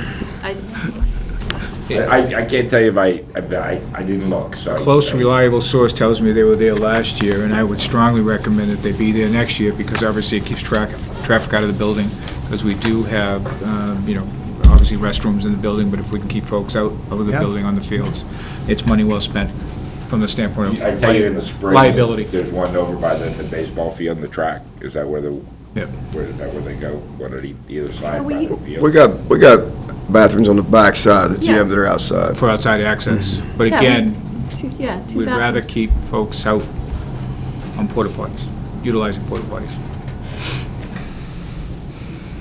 Instead of using those two outside access. Way down across from the baseball field, when we have football season, nobody will go down. Right, Right. right. That's when we have the porta But do potties. those two bathrooms have access into the building as well? No. Okay, all right. Nope. I could see merit to having one on the far end of the track, between track and softball. And that's a long way to go to come back, to the restroom, in the spring. We did not do that last spring, but I could see merit in that. Well, I think the students, even the visiting students, should be allowed to use the building. I would assume that these would be for spectators. Not just spectators, if you, obviously, everybody knows, this building is a community building. Yeah.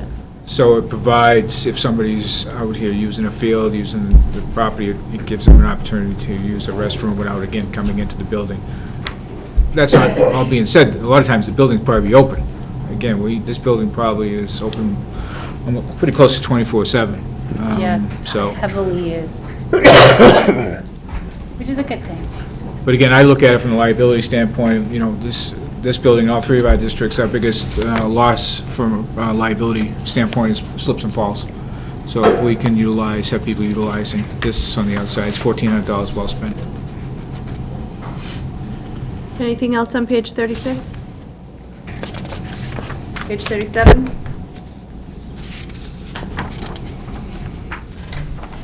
Page 38? Do I even want to get into this? Page 39? 38. 38.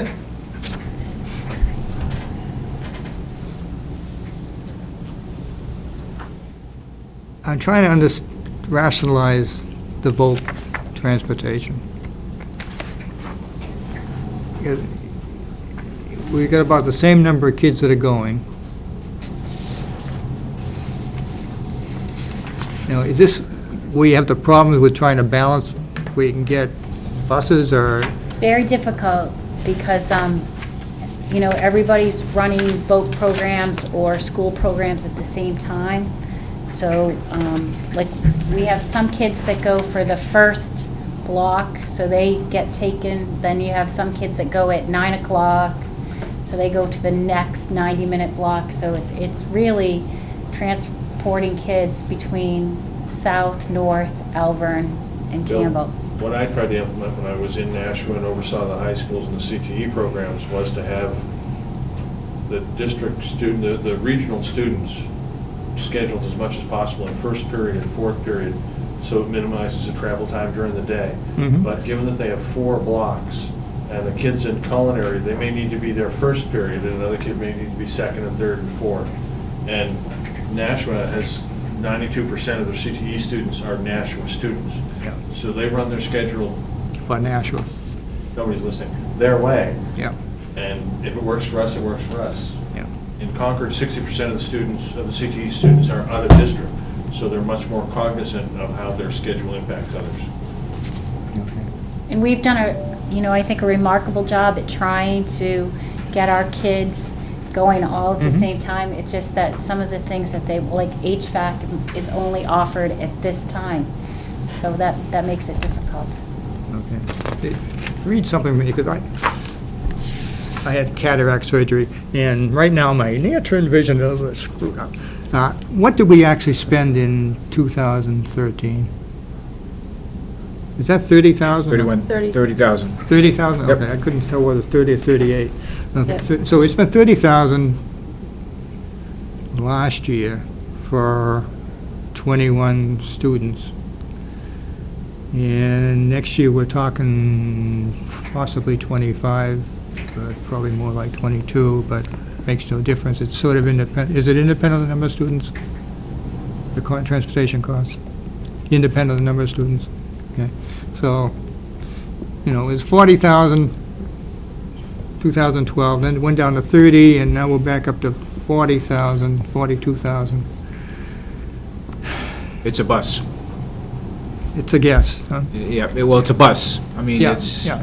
And if you can do some sharing, it'll be less. If Less, you can't, yeah. this is maximum, right, Yes. with transportation increases coming in, hopefully. new rates coming Right. in. We would like to have our own little bus, trust me. I Just mean, hire a ideally, bus we would have a driver. van It would be- if and Primex with a would let us. driver and could utilize in many different Wouldn't areas. surprise me. It's You something. really save money on Transportation's that. going to need something, and the board has Save heard this from both everyone. Dr. Cochran and myself, that we're going to need to look at transportation because it's rising costs. Yeah. Um, Then you need a garage. Right. We're working on that. Right. Okay, I don't know what to say on this one, but that's fine. All right, moving on to 39. Yeah, now on 39, I think Superintendent Cochran had said you had a new number there, and I think I wrote down 60,734. Yeah, 60,734, Okay. which is an increase of 3822. Yeah, let me,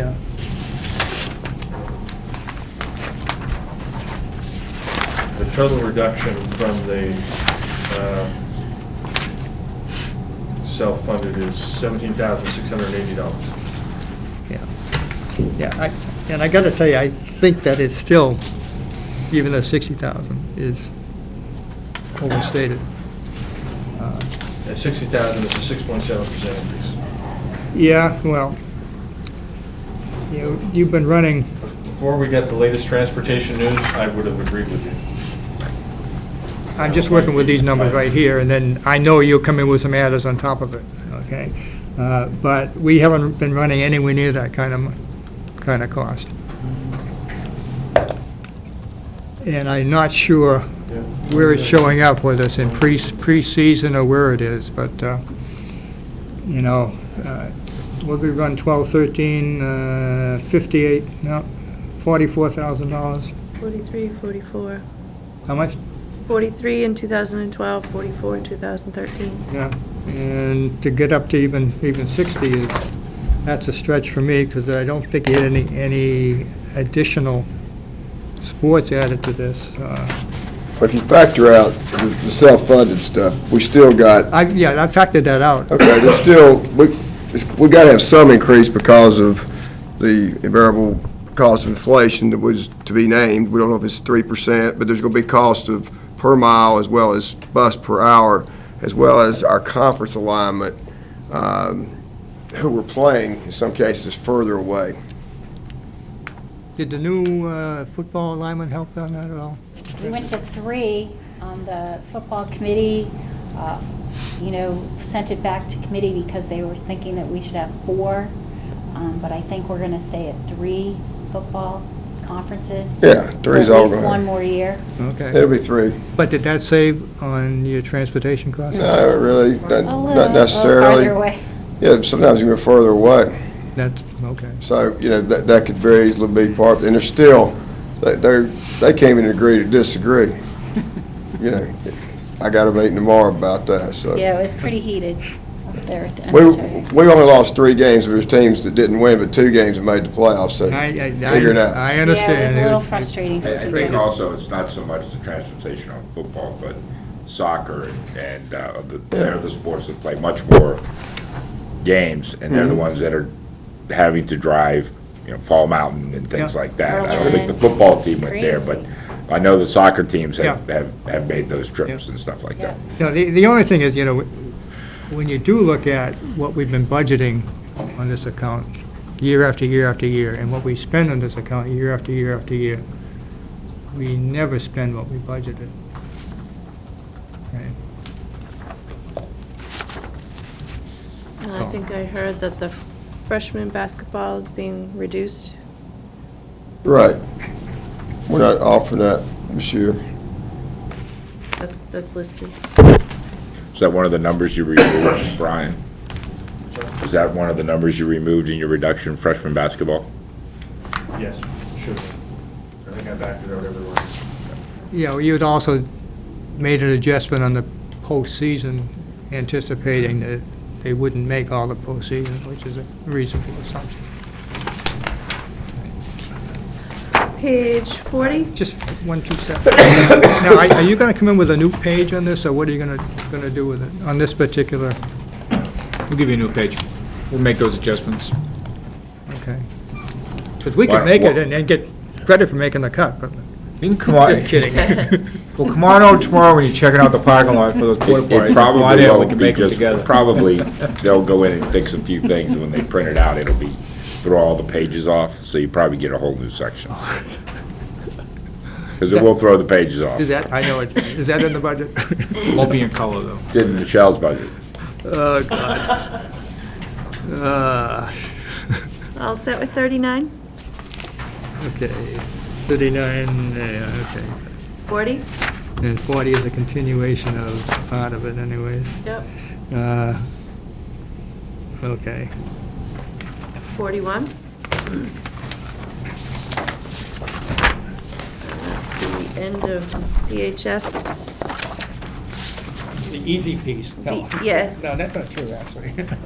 Then, moving on to the salary and benefits, page 1.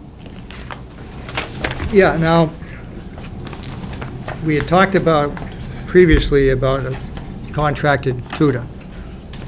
Now, how does this next line on tutor salaries work into that, or does it? I mean, we're looking at tutor salaries of $31,000, which is nowhere near, theoretically, we've ever spent on this. That's just a new line. Because in prior years, it was covered by Title I federal funds. Okay. And those funds have been reallocated and will be spent covering solely at LMS and GMS.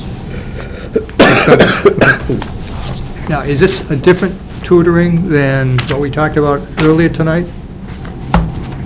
Yes, this is regular in-program tutoring for students in math and, I believe, some reading as well. Who need remedial help. Is it using your regular teachers? Is it what it is, or what is it? Actually, Mary, I think it's straight math. Yes, so they're hired tutors that will pull kids out of their study halls and spend time filling gaps.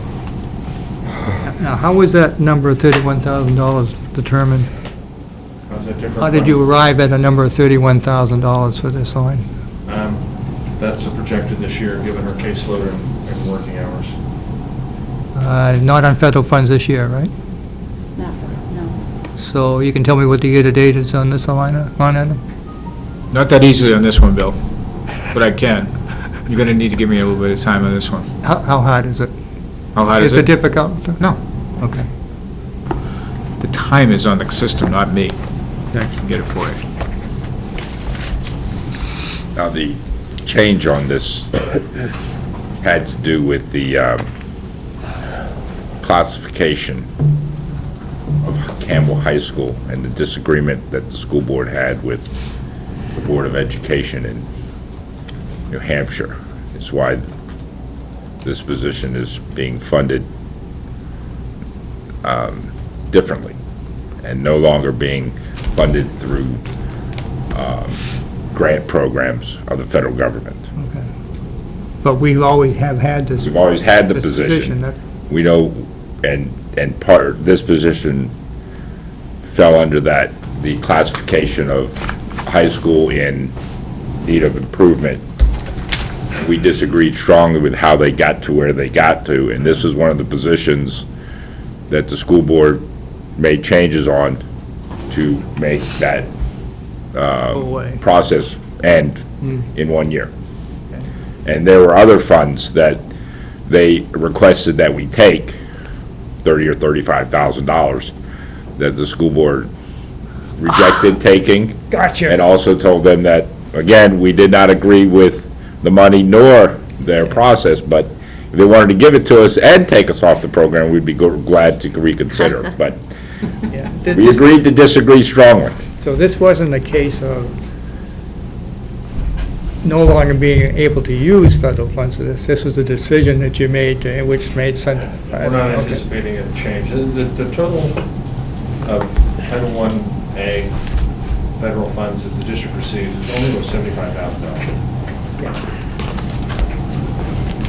Frank, don't worry about the year-to-date. No, I got it here for you. Don't tell me you don't want it now after it took me 5 minutes.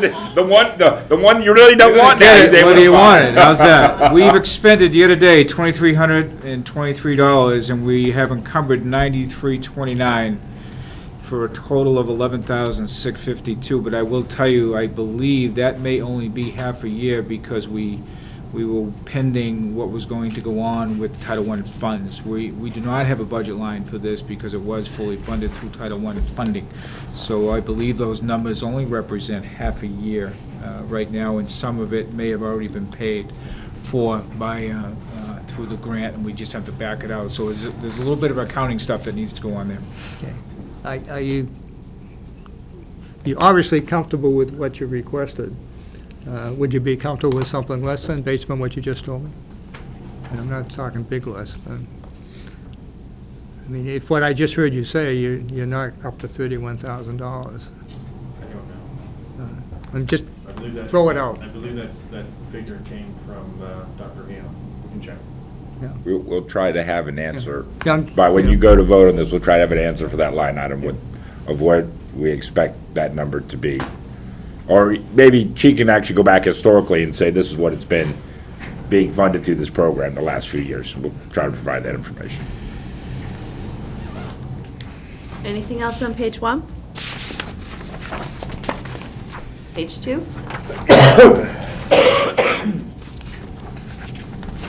Page 3? Page 4? Page 5? Page 6? Page 7? And just on page 7, and it's really for Dan's benefit, co-curricular, you basically budgeted everything as we did at LMS and GMS, and then in the district-wide account, they've gone into co-curricular and made a reduction of $37,000. So if you look at the actuals, what they spent versus what's been budgeted, it looks like it's out of whack, but that's compensated for when we do the district budget. So that's a lump sum that's in the district-wide budget? Okay, thank you, because I missed that when I Yeah. saw the last meeting. But we didn't do district. Oh, okay. Yeah, Oh, all right. that'll be the interesting one. All right. Anything else on page 7? Page 8? Page 9? Page 10? Page 11?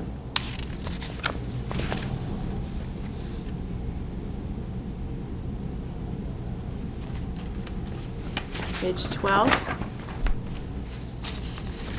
Page 13? 14? 15?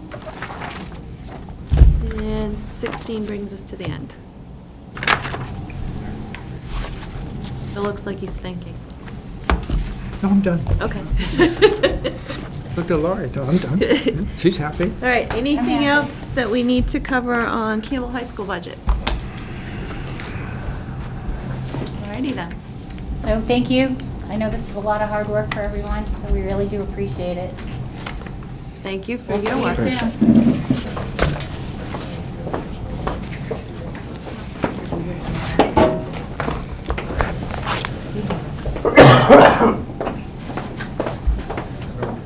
All right,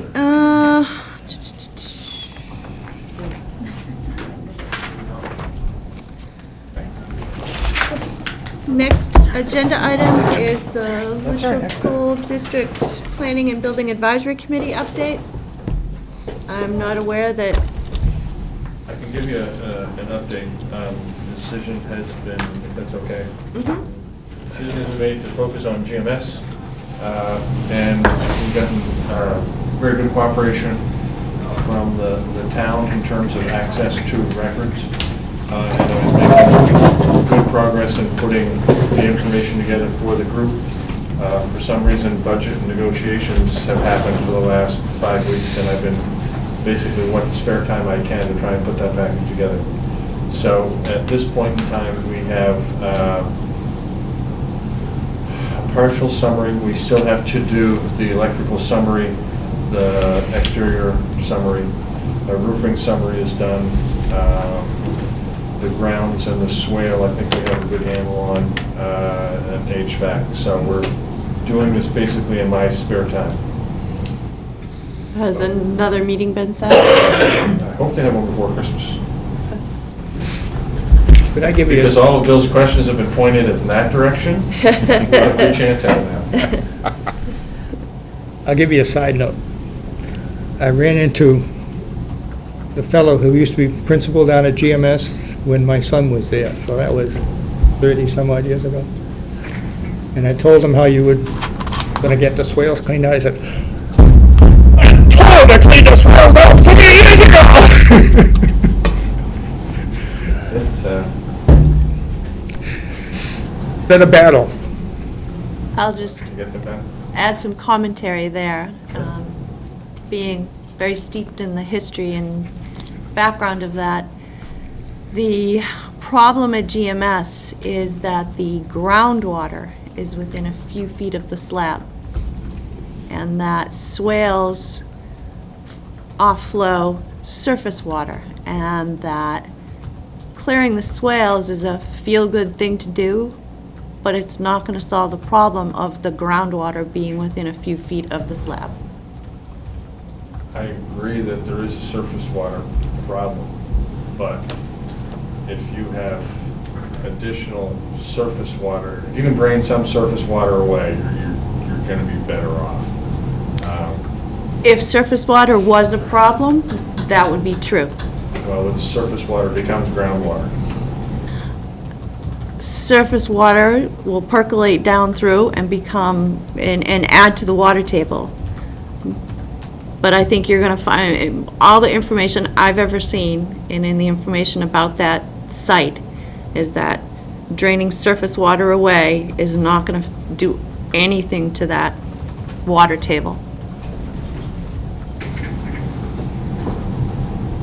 So just in listening to the discussion the other night, I think $10,000 is a feel-good thing to do, that everybody seems to think, oh, we should do that, because everybody, we always used to do it, and that water issue has been around, used to do it, and in my opinion, the $10,000 is wasted. I think it would be better off towards a humidification system. The swale that we're looking at is within 20 feet of the building, and it's several feet below the building level.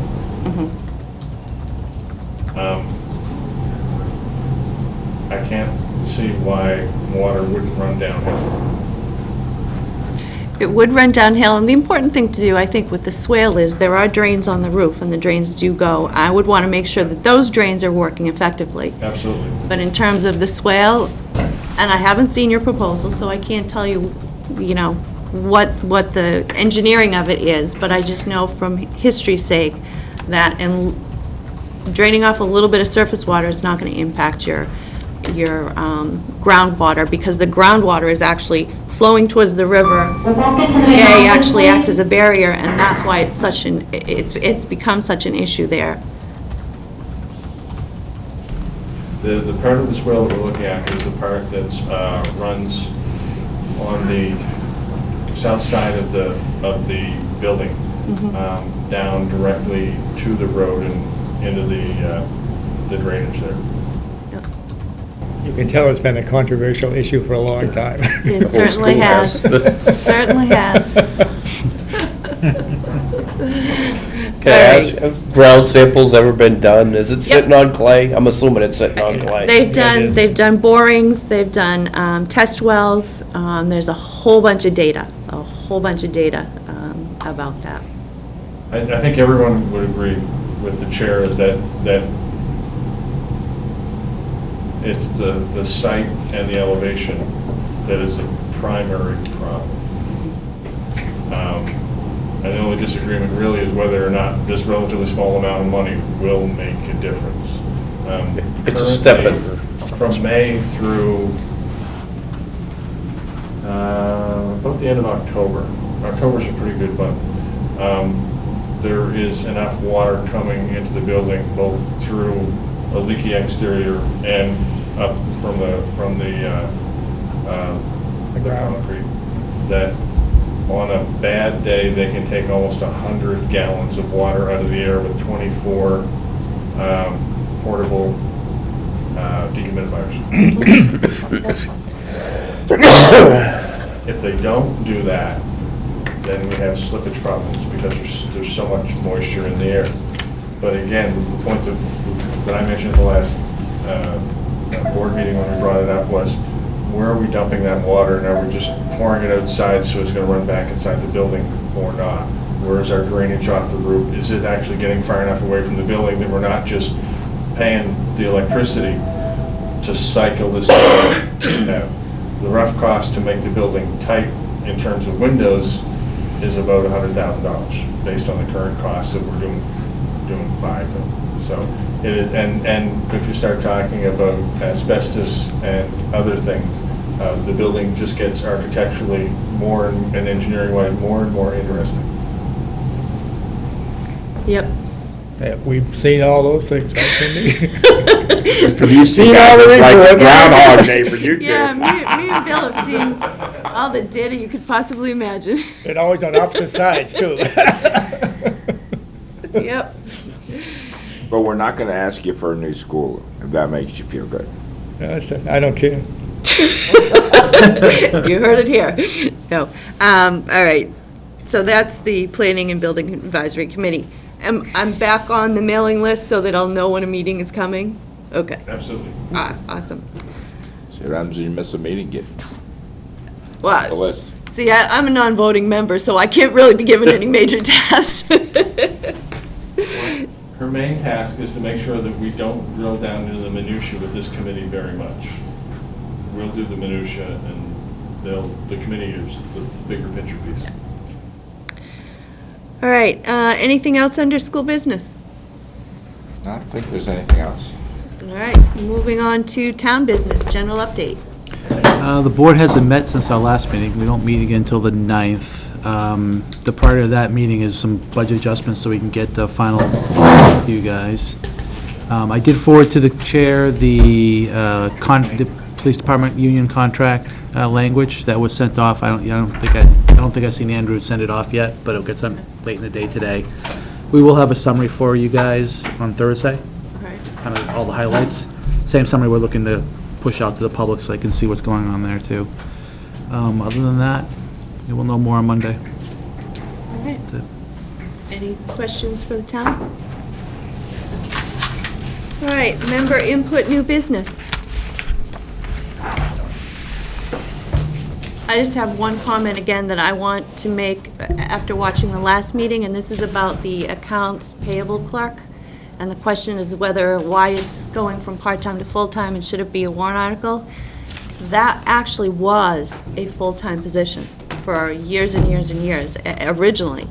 That became a part-time position. We lost somebody brought somebody in who, again, the skills shifted, so somebody took more of the job. The new person became part-time. The discussion I heard was, again, apparently there's been a shift of people, and now those skills have been redistributed back to full-time people, or however that is. But that position, going to full-time, that is how it was originally brought into the school district, and that's how it was for many, many years. But it isn't today. No, It's full-time. On- It has been. I mean, we made this decision a year ago. it was part-time for a few years. Last year it was part-time. We made the decision in the fall of last year, in our existing budget. We took In this year's budget. this year's It's budget. full-time this year. Actually, it would have been in last year's budget. It happened last fall, so it happened in 2012.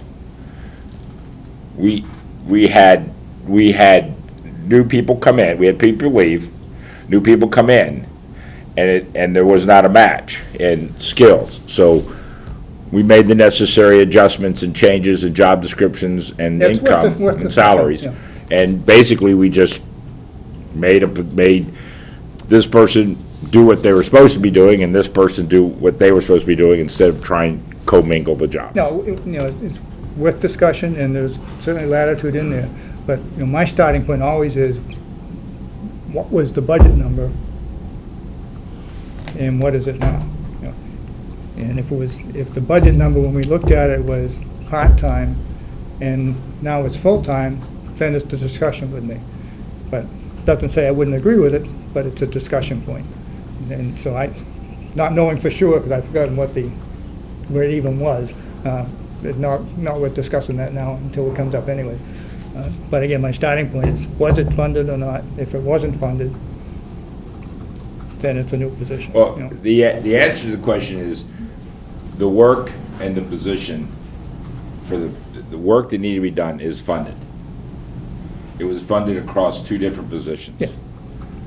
One person was asked to just concentrate on this point, and in making that change, changed their job description, also changed their salary. And with that change, this person then absorbed the responsibilities that were part of payroll that another person was doing. Well, that's where it was, okay. And so it switched that way. So then basically what you do is take the money from here, you put it here, in that process. I'm less concerned about that one than some of the other ones that are in the budget. So I just heard the discussion the other night, I wanted to bring that up. Yeah. That historically, that's where it was.